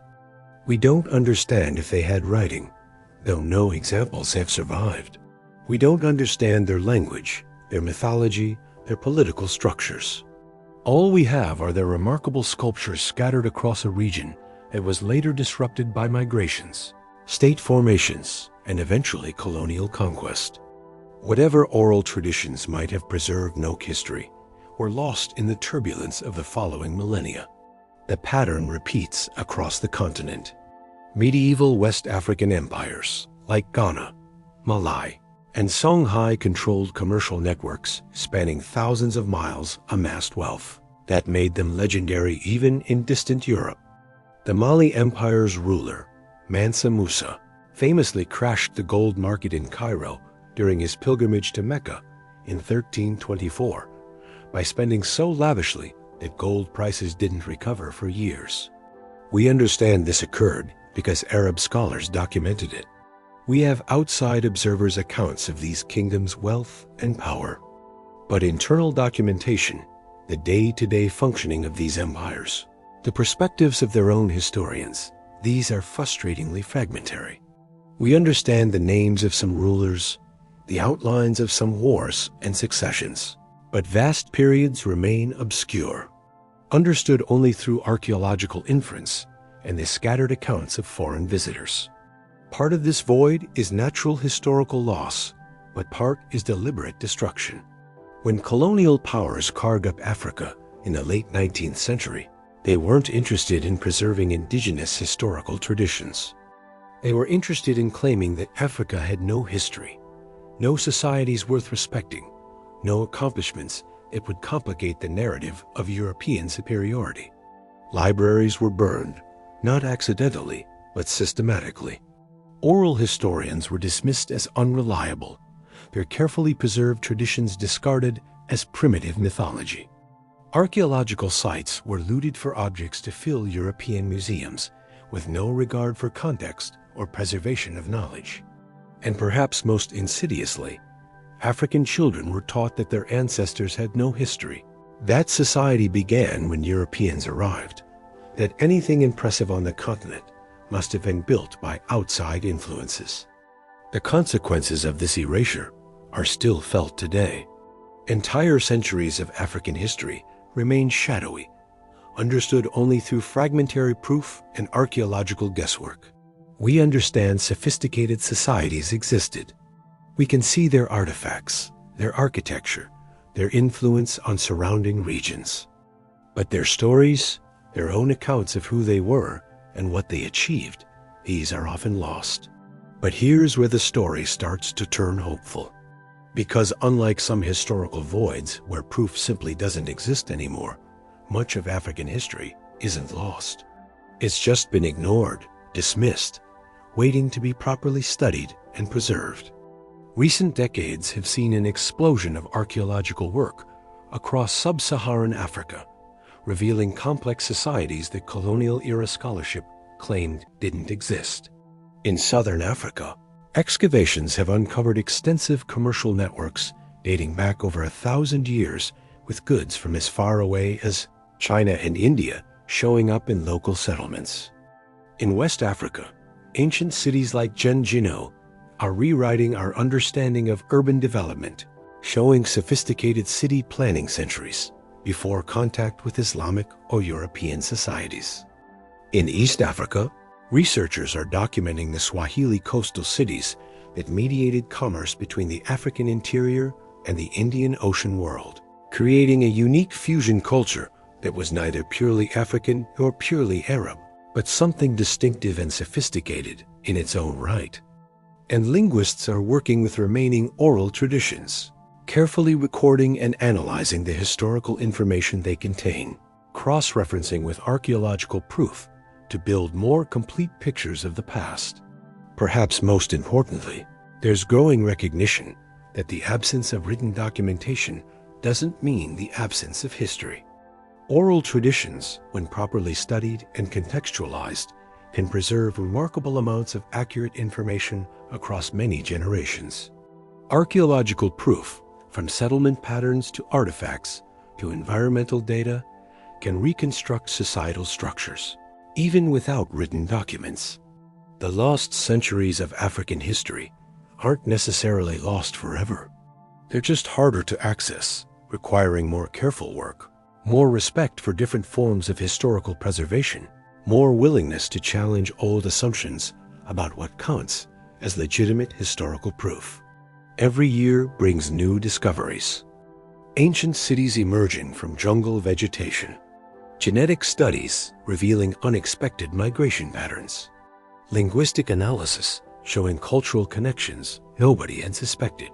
The voids are slowly being filled not with speculation, but with proof, careful scholarship, and most importantly, African voices reclaiming their own histories. The story of Africa's lost centuries is ultimately a story about whose histories get preserved and whose get discarded, whose accounts matter and whose don't. For too long, the answer was determined by colonial power and racist assumptions. But that's changing. The silences are being broken. The voids are being filled. And what's emerging is a picture of human history far richer and more complex than the simple narratives we inherited from an earlier, more prejudiced era. Let's talk about the largest ocean on Earth and one of the most audacious human achievements in history. An achievement that for some reason we barely understand at all. The Pacific Ocean covers nearly 64 million square miles. That's roughly 1/3 of the entire Earth's surface. And scattered across this vast expanse are thousands of islands. Some are large, like New Zealand and Hawaii. Others are tiny specks of coral and volcanic rock, barely visible from more than a few miles away. And here's what's remarkable. By about 1200 CE, nearly every inhabitable island in this enormous ocean had been discovered, settled, and colonized by people traveling in wooden canoes.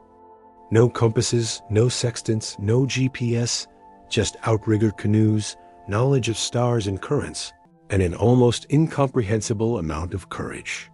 This was the Polynesian expansion, one of the greatest feats of exploration and navigation in human history. And we have almost no idea how they actually did it. Think about what we're talking about here. These weren't short coastal hops. Polynesian voyagers traveled thousands of miles across open ocean, locating islands that were sometimes less than 10 miles across, surrounded by hundreds or thousands of miles of empty water in every direction. The distance from Tahiti to Hawaii is about 2,600 miles. The distance from Tahiti to New Zealand is over 2,400 miles. And Easter Island, the most remote inhabited island on Earth, sits 1,200 miles from the nearest land mass. Yet all of these places were found, settled, and connected by regular voyaging routes. How did they do it? We understand some things. Polynesian navigators used sophisticated techniques called wayfinding. They memorized the positions of hundreds of stars, understanding exactly which stars rose and set at specific points on the horizon, depending on latitude. They read wave patterns, recognizing how swells bent and reflected around distant islands that were still below the horizon. They watched birds, understanding that certain species only flew within a certain range of land. They paid attention to clouds, understanding how weather patterns changed near islands. They even tracked the path of bioluminescent organisms in the water, which could indicate the presence of channels and currents. But here's the problem. By the time European explorers arrived in the Pacific in the 1500s and 1600s, most of this knowledge was already being lost. The great age of Polynesian exploration had ended centuries earlier. The voyaging routes that had once connected islands across thousands of miles has been largely abandoned. The last major expansion, the settlement of New Zealand by the Maori around 1300 CE, had occurred 200 years before Europeans arrived. And in those intervening centuries, much of the detailed navigational knowledge had faded from living memory. What we understand about traditional Polynesian navigation comes mostly from a handful of islands in Micronesia, where the tradition survived into the 20th century. Researchers in the 1960s and 70s worked with master navigators from places like the Caroline Islands, documenting their techniques and attempting to reconstruct the lost art of wayfinding. These efforts led to the construction of modern replicas of traditional voyaging canoes and successful experimental voyages across thousands of miles of ocean. But here's the thing. We still don't understand if what survived in Micronesia is the same as what was used during the Great Polynesian Expansion 1,000 years earlier. We don't understand how complete our knowledge is. We don't understand what we've lost. And that's just the navigation. The mysteries get even deeper when you look at specific islands and what occurred there. Take Easter Island, Rapa Nui. This place has become almost mythical in popular culture. The massive stone heads, the moai staring inland across the island. The story that is usually told goes like this. Polynesian voyagers arrived around 1200 CE. They found a pristine island covered in palm forests. They flourished for a few centuries, building those famous statues. But then they cut down all the trees, destroyed their environment, and their society collapsed into warfare and cannibalism by the time Europeans arrived in 1722. It's held up as a cautionary tale about environmental destruction, a society that destroyed itself through ecological mismanagement. But recent research suggests this story is at best incomplete and at worst completely wrong. First, the timeline of settlement keeps getting pushed back. Early estimates said 1200 CE, then 800 CE. Now some researchers think it might have been as early as 400 CE.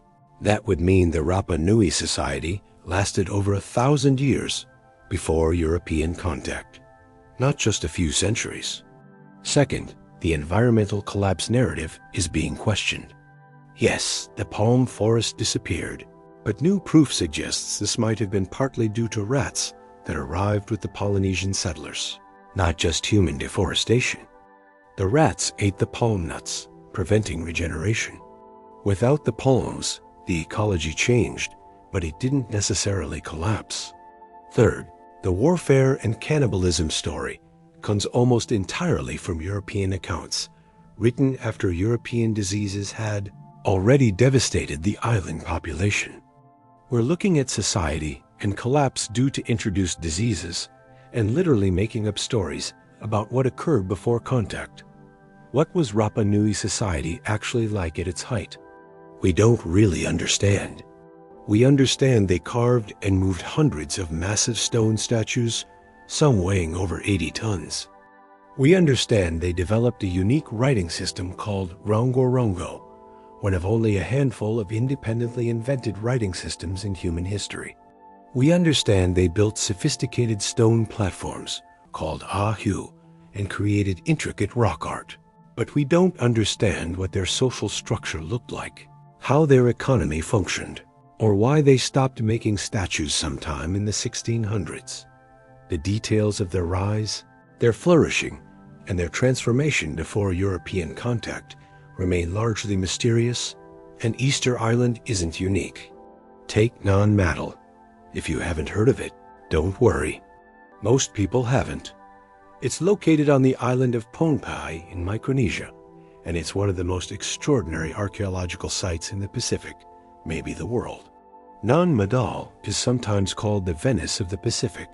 It's a complex of artificial islands built on a coral reef lagoon. We're talking about 92 artificial islands, constructed from massive basalt columns and coral fill, connected by a network of canals.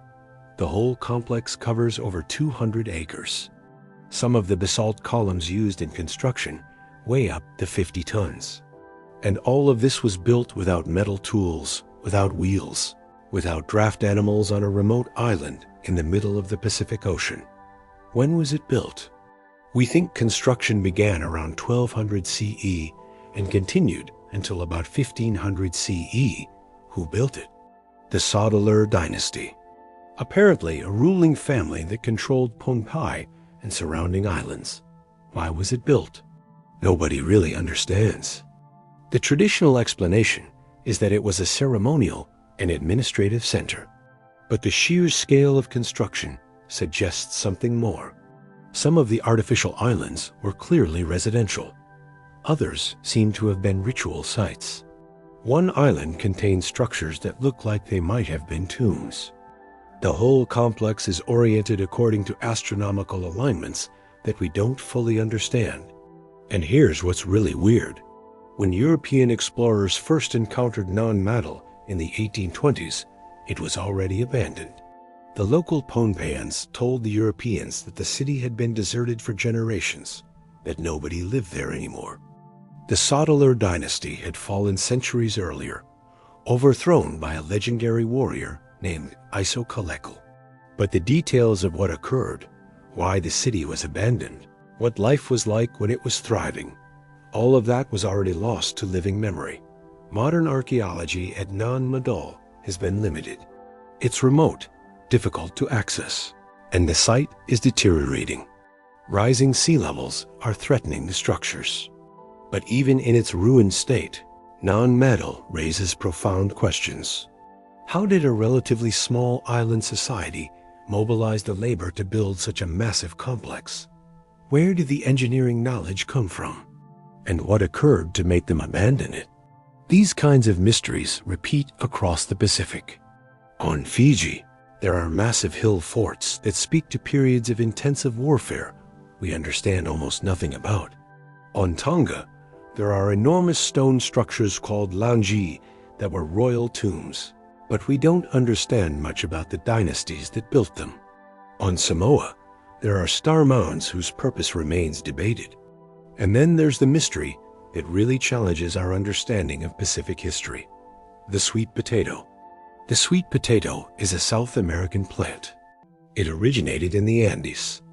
But when Europeans arrived in Polynesia, they found sweet potatoes already being grown across the Pacific from Hawaii to New Zealand. The Polynesian word for sweet potato, kumara, is remarkably similar to words for the plant in several South American languages, which means somehow there was contact between Polynesia and South America before European contact. Polynesians either reached South America or South Americans reached Polynesia, or both. Recent DNA proof has confirmed this. Studies of modern Polynesian populations show small amounts of Native American ancestry dating to around 1200 CE, so contact definitely occurred. But we have no historical documentation of it. No archaeological proof of South American settlements in Polynesia or Polynesian settlements in South America. Just the sweet potato. Some linguistic similarities and genetic traces. Did Polynesian voyagers reach South America, spend time there, and return with sweet potatoes and perhaps a few South American companions?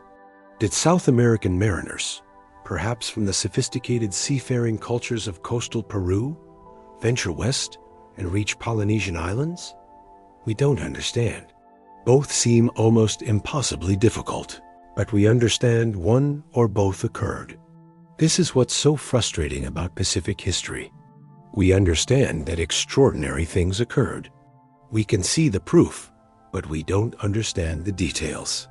We don't understand the stories of the people involved, and much of what we've lost will never recover. Unlike in Egypt or Mesopotamia, where dry climates preserve written documentation, the humid tropical climate of most Pacific islands destroys organic materials quickly. There are no ancient Polynesian texts to discover, no lost libraries. What existed was oral tradition, stories and genealogies, and navigational instructions passed down through generations. Some of this survived into the modern era and has been recorded, but much was lost in the catastrophic population collapses that followed European contact. Diseases like measles, smallpox, and influenza devastated Pacific Island populations. Some islands lost 90% or more of their people within a generation of European contact. When you lose that many people that quickly, you lose knowledge holders. You lose the elders who remember the old stories, the navigators who understand the traditional roots, the priests who understand the religious traditions. You lose centuries of accumulated wisdom in a single generation. Recent DNA studies are revealing just how much we missed. Genetic analysis of modern Pacific populations has uncovered proof of migration patterns that don't match traditional theories. There seem to have been multiple waves of settlement, not just one. Some island populations show genetic contributions from groups we didn't understand reach the Pacific. There are hints in the DNA of connections we never suspected, of journeys we never imagined. Linguistic studies are revealing similar complexities. Pacific languages form some of the most diverse language families on Earth, and the relationships between them tell stories of population movements, cultural exchanges, and isolations that we're only beginning to understand. Every few years, a new study reveals a connection nobody expected or questions an assumption that seemed certain. What emerges from all this research is a picture of the Pacific as a place of constant movement, innovation, and cultural exchange. Not isolated islands, but a vast network of maritime highways connecting thousands of communities across the world's largest ocean. A network that functioned for over 1,000 years before European contact disrupted it forever. But the details, the individual stories of discovery and settlement, of rise and fall, of innovation and adaptation, Most of that is gone. We're left looking at ruins and artifacts, at genetic signatures and linguistic traces, trying to reconstruct a history that was already fading into legend. When the first Europeans arrived, the Pacific's forgotten voyages accomplished something that rivals anything in human history. They explored and settled the largest ocean on Earth using technology that seems primitive by modern standards, but represented the cutting edge of maritime innovation in its time. They developed navigation techniques sophisticated enough to cross thousands of miles of open ocean and reliably locate islands smaller than Manhattan. They created diverse and complex societies on some of the most remote and challenging environments on the planet. And we barely understand their story. That's the void. That's what we've lost. Picture yourself standing in front of the Great Pyramid of Giza. It's 2550 BCE. You're watching thousands of workers moving massive limestone blocks with precision that seems impossible for the time. Engineers are calculating angles with stunning accuracy. Scribes are recording everything in elegant hieroglyphics. The entire operation runs like a well-oiled machine, coordinated across multiple construction sites, fed by a sophisticated agricultural system, managed by a complex bureaucracy that extends up and down the Nile.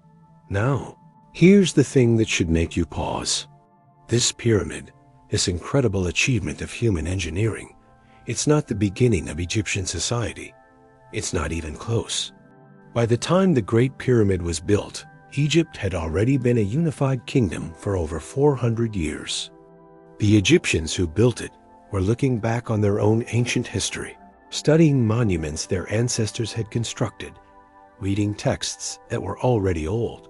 But if you try to trace Egyptian society backward before the pyramids, before the unified kingdom, you hit something strange, a void, not a complete absence of proof, but something almost more puzzling. A transition so rapid, it seems to violate everything we understand about how societies develop. Around 3100 BCE, Egypt explodes onto the historical stage as a fully formed complex society. Hieroglyphic writing appears. Monumental architecture begins. A sophisticated religious system emerges. Centralized government coalesces under the first pharaohs. All of this happening in what seems like the blink of an eye. Historically speaking, before that, scattered agricultural villages, simple pottery, basic tools, the kind of Neolithic culture you'd find in dozens of places around the ancient world. Nothing that obviously leads to pyramids and hieroglyphics. It's like watching someone go from elementary arithmetic to calculus in a single semester. The progression doesn't make sense. Something's missing. Archaeologists call the period before dynastic Egypt the pre-dynastic era, and they've divided it into neat phases with names like Nakada 2 and 3. But these labels hide more than they reveal, because what we're really looking at is one of the most puzzling transformations in human history compressed into just a few centuries. Let's start with what we understand for certain. Around 5500 BCE, people started settling along the Nile in permanent villages. They grew wheat and barley, herded cattle and goats, made simple pottery decorated with geometric patterns.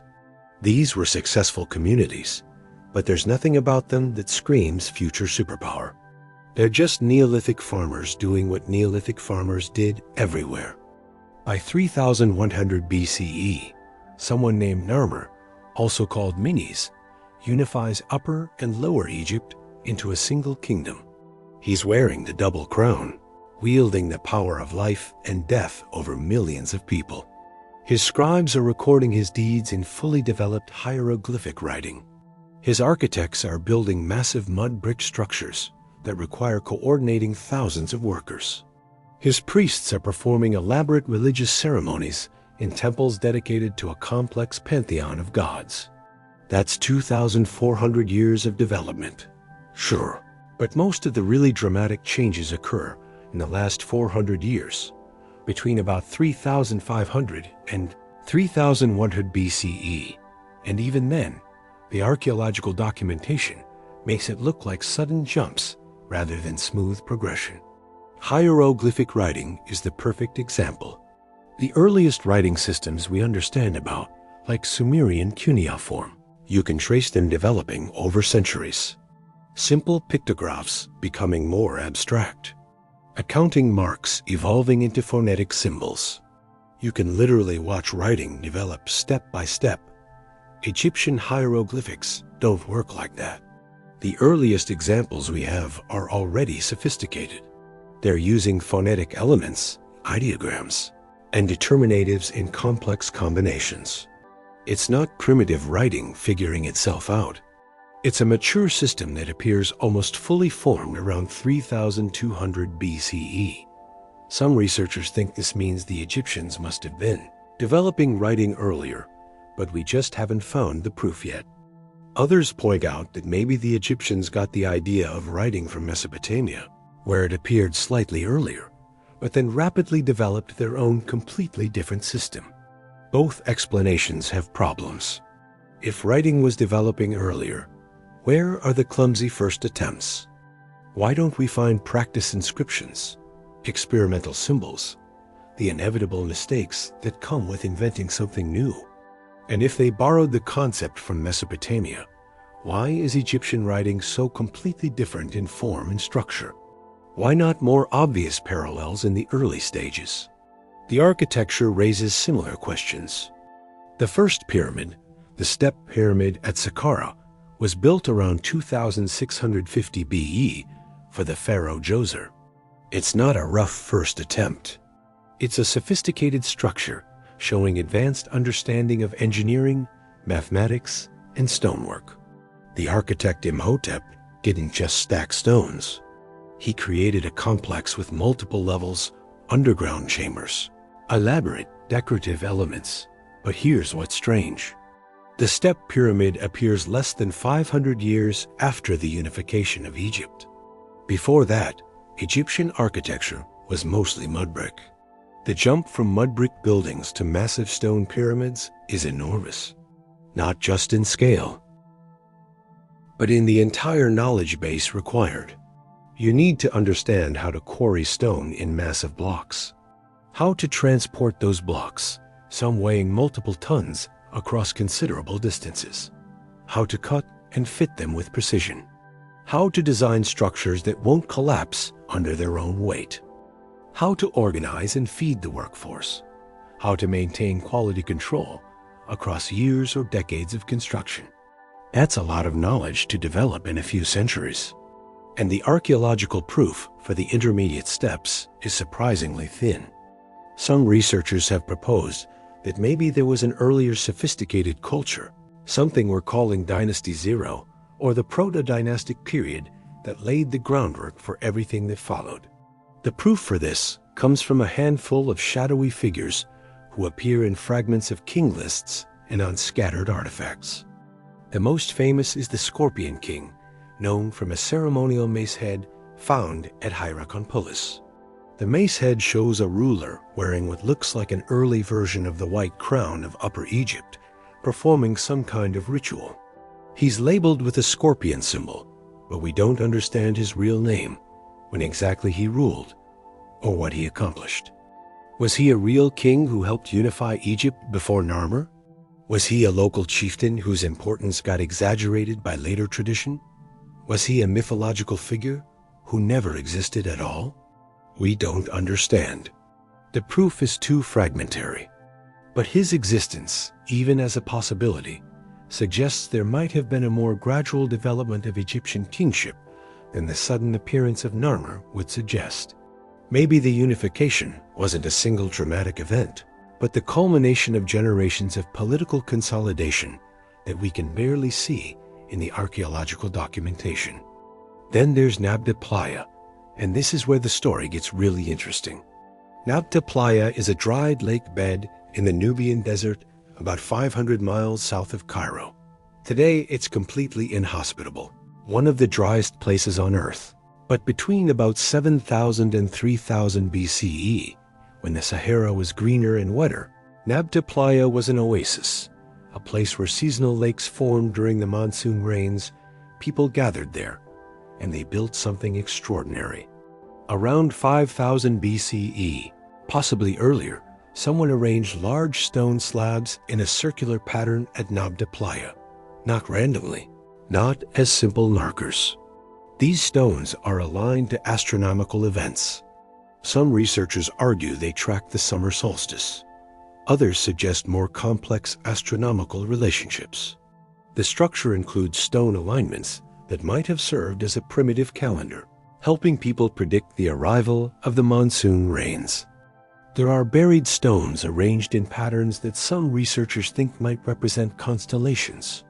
The whole complex suggests a level of astronomical knowledge and organizational capacity that shouldn't exist among small groups of Neolithic herders. Now, the interpretations of Nabta Playa are controversial. Some archaeologists think the astronomical alignments are overstated, that people are finding patterns that aren't really there. Others argue the structure is proof that the people of the Sahara were developing sophisticated knowledge systems thousands of years before dynastic Egypt emerged.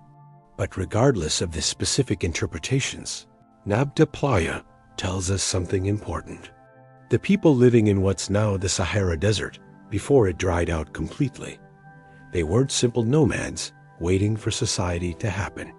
They were observing the sky, tracking celestial patterns, organizing communal labor for large construction projects, developing cosmological ideas complex enough to encode in stone.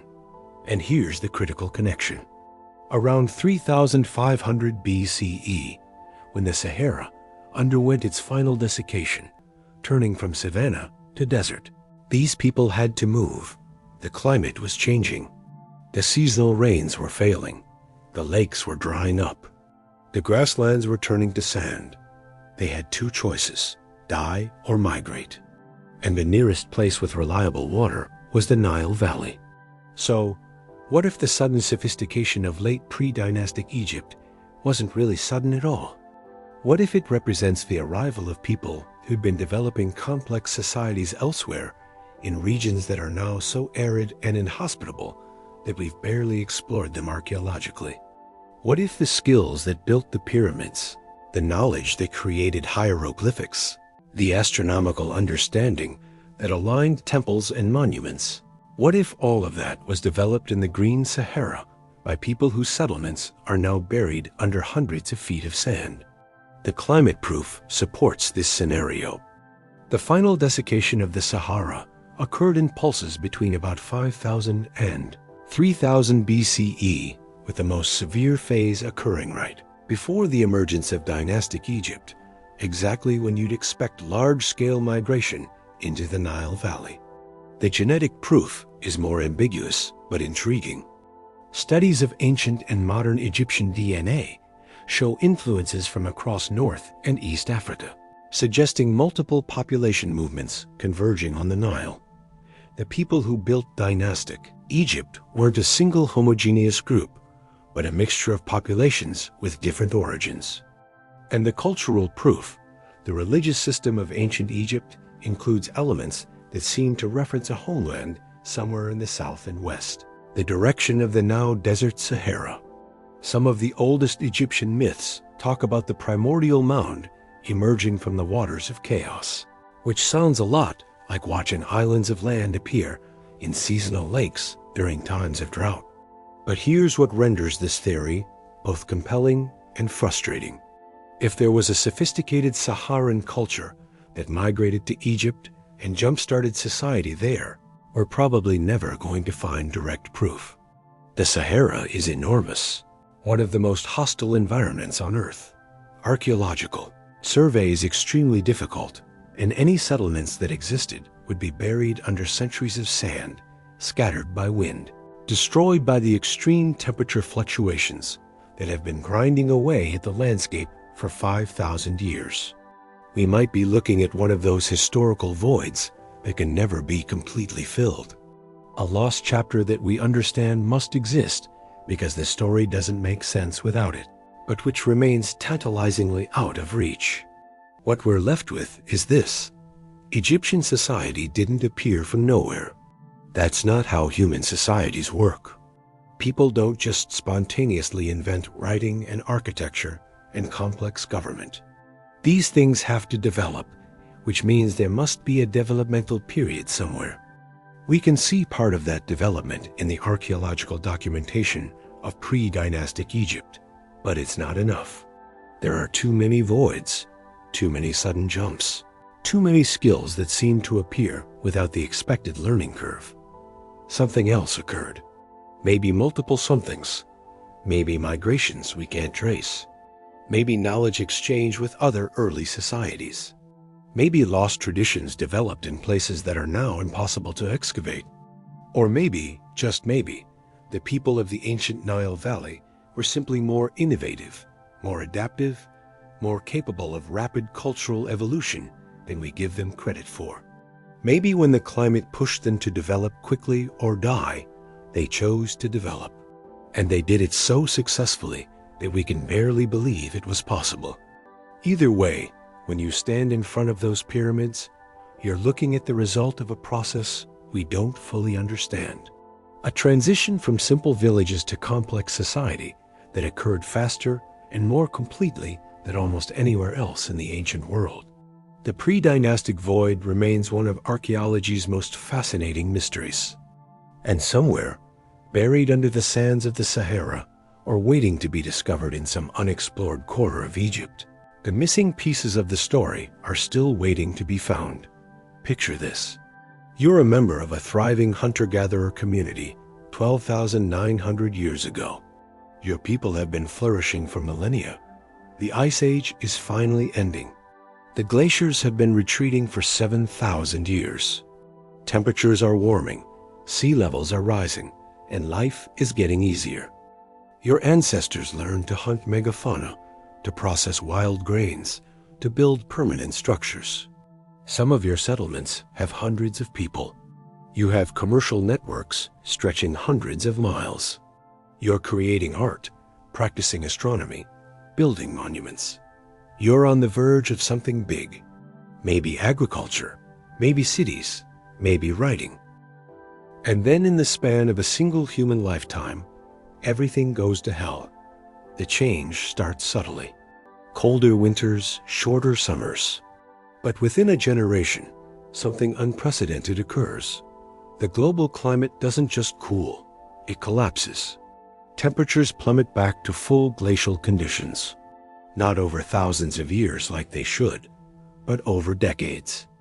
The glaciers that have been retreating for 7,000 years suddenly surge forward again. Forests die. Grasslands become tundra. The megafauna you've been hunting for millennia start going extinct, not just in one place, but everywhere. Mammoths, mastodons, giant sloths, saber-toothed cats, cave bears, all disappearing within a few centuries. Your settlements, the permanent villages your people have been building for generations, they become unsustainable. The food isn't there anymore. The herds are gone. The wild grain fields have failed. People are starving. Some groups try to migrate, looking for refuges that haven't been hit as hard. Others try to adapt to survive on whatever resources remain. Many fail. The archaeological documentation from this period shows a dramatic population collapse. Not 1,280 people, like the ancient bottleneck, but still catastrophic. Cultures that had been flourishing for thousands of years simply vanish from the documentation. Their settlements abandoned, their tool traditions discontinued, their knowledge lost. This wasn't a myth. This wasn't speculation. This was the Younger Dryas, and it lasted for 1,300 years. Now, here's where it gets really interesting. Before the Younger Dryas, during what archaeologists call the Allard period, humans weren't just surviving, they were thriving. The proof from this time suggests societies far more sophisticated than we used to think possible for hunter-gatherers. Take the Nachafian culture of the Levant. These people were building permanent stone structures 15,000 years ago. Not temporary camps, but year-round villages with mortared walls, plastered floors, and storage facilities. They were harvesting wild grains so systematically that they developed specialized tools for it. sickle blades with distinctive silica polish from cutting thousands of grain stalks, grinding stones for processing seeds into flour, storage pits for keeping surplus grain through the winter. They were doing everything agricultural societies do except actually planting crops. They had achieved sedentary living through intensive foraging, and they weren't alone. In North America, the Clovis culture was thriving. Sophisticated big game hunters with a distinctive stone tool technology that shows up across the entire continent. They weren't random nomadic bands. They were organized mobile, capable of coordinating large-scale hunts and maintaining technological traditions across thousands of miles. In Europe, Magdalenian hunter-gatherers were creating cave art so sophisticated it wouldn't be matched for 10,000 years. The paintings at Lascaux, Altamira, Chauvet, these aren't crude stick figures. They're dynamic naturalistic depictions of animals showing knowledge of perspective, motion, anatomy. The people creating this art had leisure time, specialized artists, complex symbolic systems. They had culture in every meaningful sense of the word. Then the Younger Dryas hit, and most of it disappeared, but some structures survived. And these structures are forcing us to completely rethink what we thought we understood about society. Göbekli Tepe in southeastern Turkey. When it was discovered in the 1990s, it broke archaeology. The site is 11,600 years old. That puts it right at the end of the Younger Dryas, before the invention of agriculture, before pottery, before settled society as we understand it. But it's not a simple settlement. It's a monumental complex of massive T-shaped pillars, some weighing 20 tons, arranged in circular enclosures and covered with intricate carvings of animals, abstract symbols, and human figures. Building this required coordinating hundreds of workers, quarrying limestone, moving massive blocks without wheels or draft animals, carving detailed reliefs with stone tools. This isn't what hunter-gatherers were supposed to be capable of. According to the old model, you need agriculture first, then surplus food, then specialized labor, then monumental architecture. But Göbekli Tepe has it backwards. The monuments came first. The people who built it were still hunting gazelles and gathering wild plants. They hadn't invented agriculture yet. Or had they? Because here's the thing. Göbekli Tepe didn't appear out of nowhere. The construction techniques, the symbolic systems, the social organization required to build it. These things take time to develop. Generations at minimum, probably centuries. Which means there had to be predecessors, earlier attempts, simpler structures, a gradual evolution of the skills and knowledge necessary to create something like Göbekli Tepe. But where are they? If they existed before the Younger Dryas, most of the proof would be buried under 1,300 years of climate catastrophe. Sites abandoned, structures collapsed, organic materials decomposed. And that's just the sites on land. Let's talk about sea levels. At the height of the last ice age, sea levels were 400 feet lower than today. That's a 40-story building worth of water, locked up in glaciers. The coastlines looked completely different. What's now underwater continental shelf was dry land. Millions of square miles of habitable territory that humans would have occupied. And here's the thing about coastlines. They're prime real estate, rich in resources, moderate in climate, easy to travel along. If advanced hunter-gatherer societies existed before the Younger Dryas, they would have been concentrated on coastlines. And when the Ice Age ended, when sea levels rose those 400 feet over several thousand years, all those coastal settlements would have been inundated.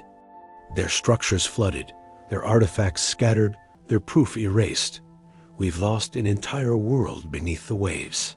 This raises an uncomfortable question. How advanced were these lost coastal cultures? The standard model says they were hunter-gatherers, maybe complex hunter-gatherers, but still fundamentally primitive. But what if they weren't? What if some groups had developed technologies we don't expect? Sophisticated astronomy, advanced mathematics, early metallurgy. The knowledge would have been there. These people had the same brain capacity we do.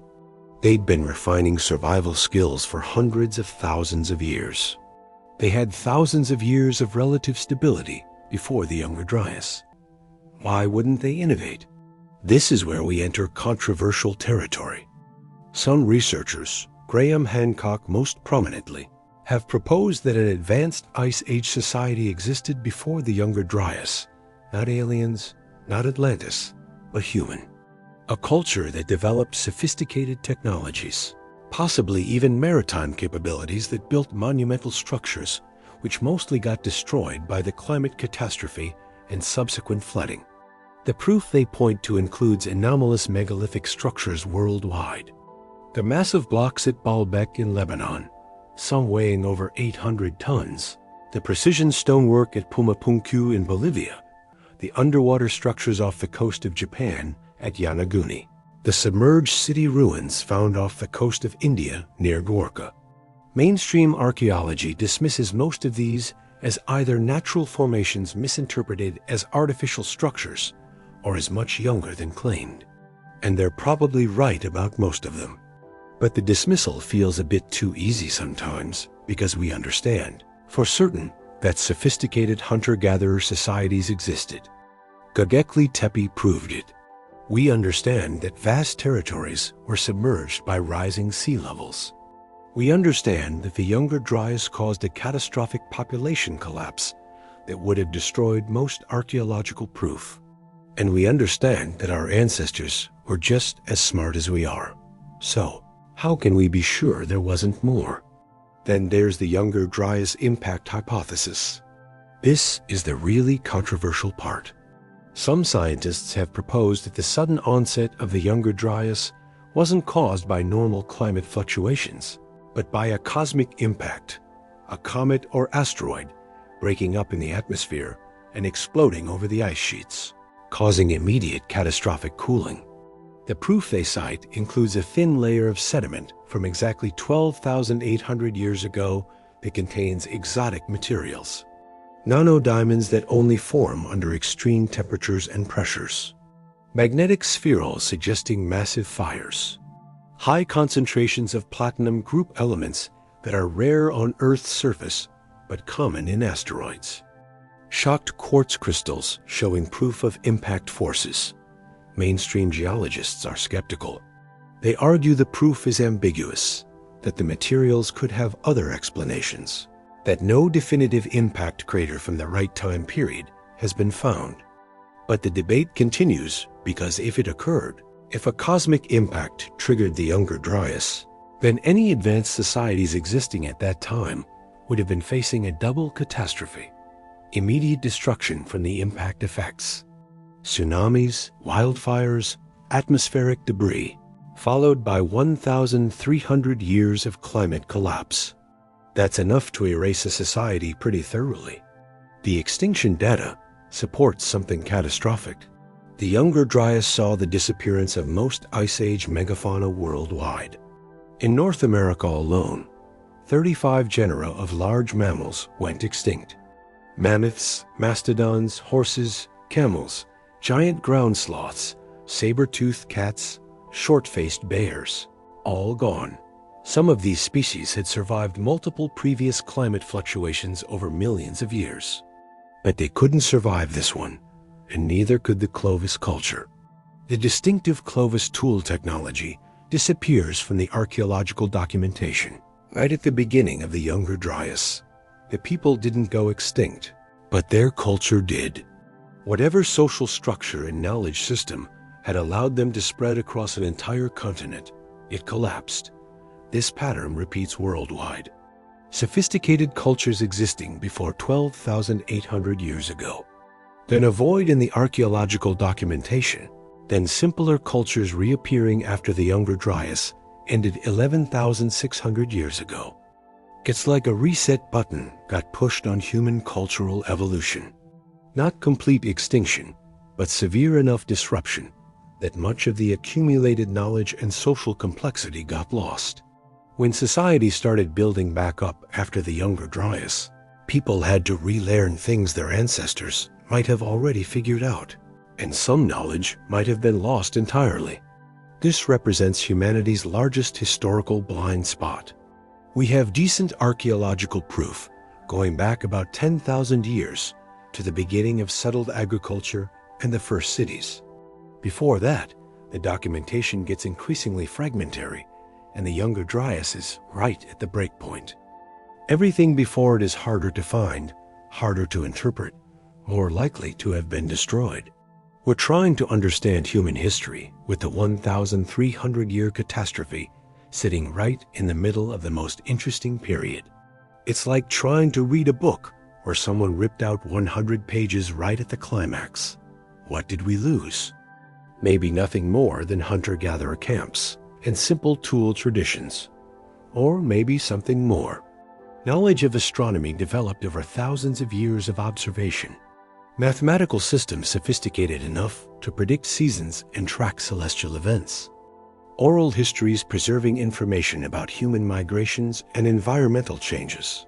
Possibly even early forms of writing or symbolic notation that didn't survive in the archaeological documentation. We'll probably never understand for certain. The proof is buried under sediment, drowned beneath rising seas.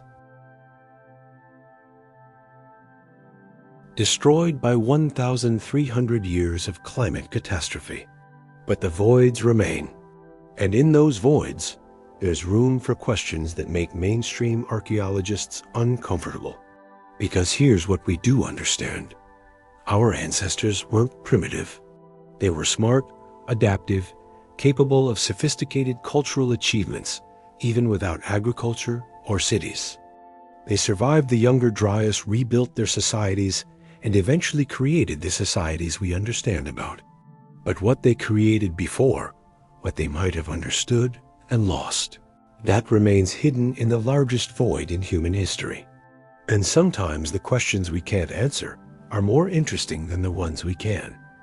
The Younger Dryas ended 11,600 years ago. The glaciers retreated again, temperatures warmed, and within a few thousand years, the first true societies appeared. Mesopotamia, Egypt, the Indus Valley, but they didn't start from nothing. They built on knowledge and techniques that must have been developing for millennia.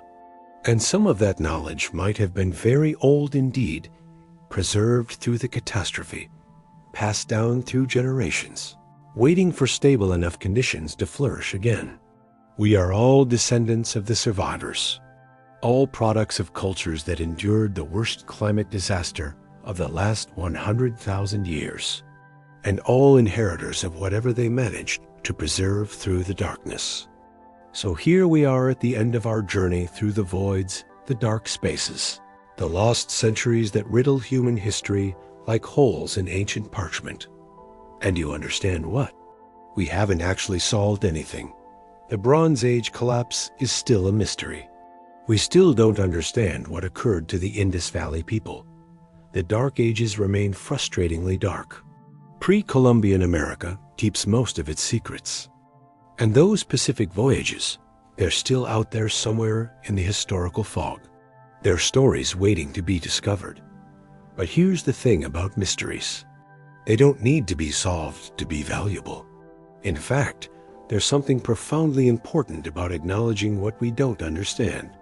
Because every void in our understanding is an invitation, a reminder that history isn't a closed book. It's an ongoing investigation where every generation gets to participate in the discovery. Think about it this way. Every person who's ever told you they understand exactly what occurred in the past is lying. Not maliciously necessarily, but they're filling in the voids with assumptions, with guesses dressed up as certainty. The honest approach. The scientific approach is to say we don't understand yet. And that yet is doing a lot of work, because we're getting better at this all the time. Technologies that didn't exist 20 years ago are revolutionizing archaeology right now. Ground-penetrating radar that can map entire buried cities without disturbing a single stone. DNA analysis that can track ancient migrations with precision our predecessors couldn't have imagined. Satellite imagery that reveals landscape modifications invisible from the ground. climate proxies that reconstruct ancient weather patterns season by season. Each new tool illuminates another corner of the darkness. Just in the last few years, we've discovered entire societies that nobody understood existed. The LiDAR surveys in the Amazon revealed massive settlements where scholars had assumed only scattered tribes lived. Deep-sea exploration found shipwrecks that rewrote our understanding of ancient commercial networks. Ice core analysis pushed back the dates for human activity in the Americas by thousands of years. Every single one of these discoveries required rewriting the textbooks, admitting that what we thought we understood was incomplete. And that's going to keep happening. Someone listening to this right now, maybe you might be the one who makes the next big discovery. Not necessarily by finding some lost artifact in a dramatic excavation. Maybe by asking a question nobody else thought to ask. Maybe by applying a new technology to an old problem. Maybe by looking at familiar proof from an unfamiliar angle and seeing patterns everyone else missed. Because the voids aren't obstacles, they're opportunities. Every blank space in the historical documentation is a chance for future researchers to make their mark. Every unsolved mystery is a puzzle waiting for someone clever enough, patient enough, curious enough to piece it together. The lost epochs aren't lost forever. They're just lost for now. And there's something comforting about that, isn't there? In a world that often feels completely mapped, totally explored with no frontiers left to discover, history reminds us that mystery still exists, that wonder is still possible, that we're still at the beginning of understanding our own story as a species. We've been around for hundreds of thousands of years, and we've only figured out tiny fragments of our own past. The rest is waiting. So, what should you take away from all this? Maybe just the reminder that certainty is overrated, that the most interesting questions are the ones we can't answer yet, that every generation stands on the shoulders of the previous one, seeing a little further into the darkness, and that your role in this ongoing investigation matters. Whether you're a professional archaeologist or just someone who finds this stuff fascinating at 2 a.m., your curiosity contributes to the collective effort to understand where we came from. If you've made it this far, if these mysteries have captured your imagination even a little bit, do me a favor. Leave a comment and let me understand where you're listening from. Are you in the Americas on land where lost societies once thrived? In Europe, where the Dark Ages cast their shadow? Somewhere in Africa, where so much of our deepest history remains unwritten? Or out in the Pacific on islands reached by voyagers whose names we've forgotten? Your location is part of the story, too. Part of this ongoing human saga we're all trying to understand. Hit that like button if you enjoyed pondering these mysteries with me. Subscribe if you want to explore more of history's dark corners together, because there are always more voids to investigate, more lost epochs to illuminate, more shadows between the known chapters of our story. Let these mysteries follow you into your dreams. Imagine those Bronze Age cities in their final moments. Picture the Pacific navigators reading the stars. Wonder about the people of the Indus Valley going about their daily lives in a society we're only beginning to understand. The past is still out there, waiting, and so is the future of discovery. Sleep well.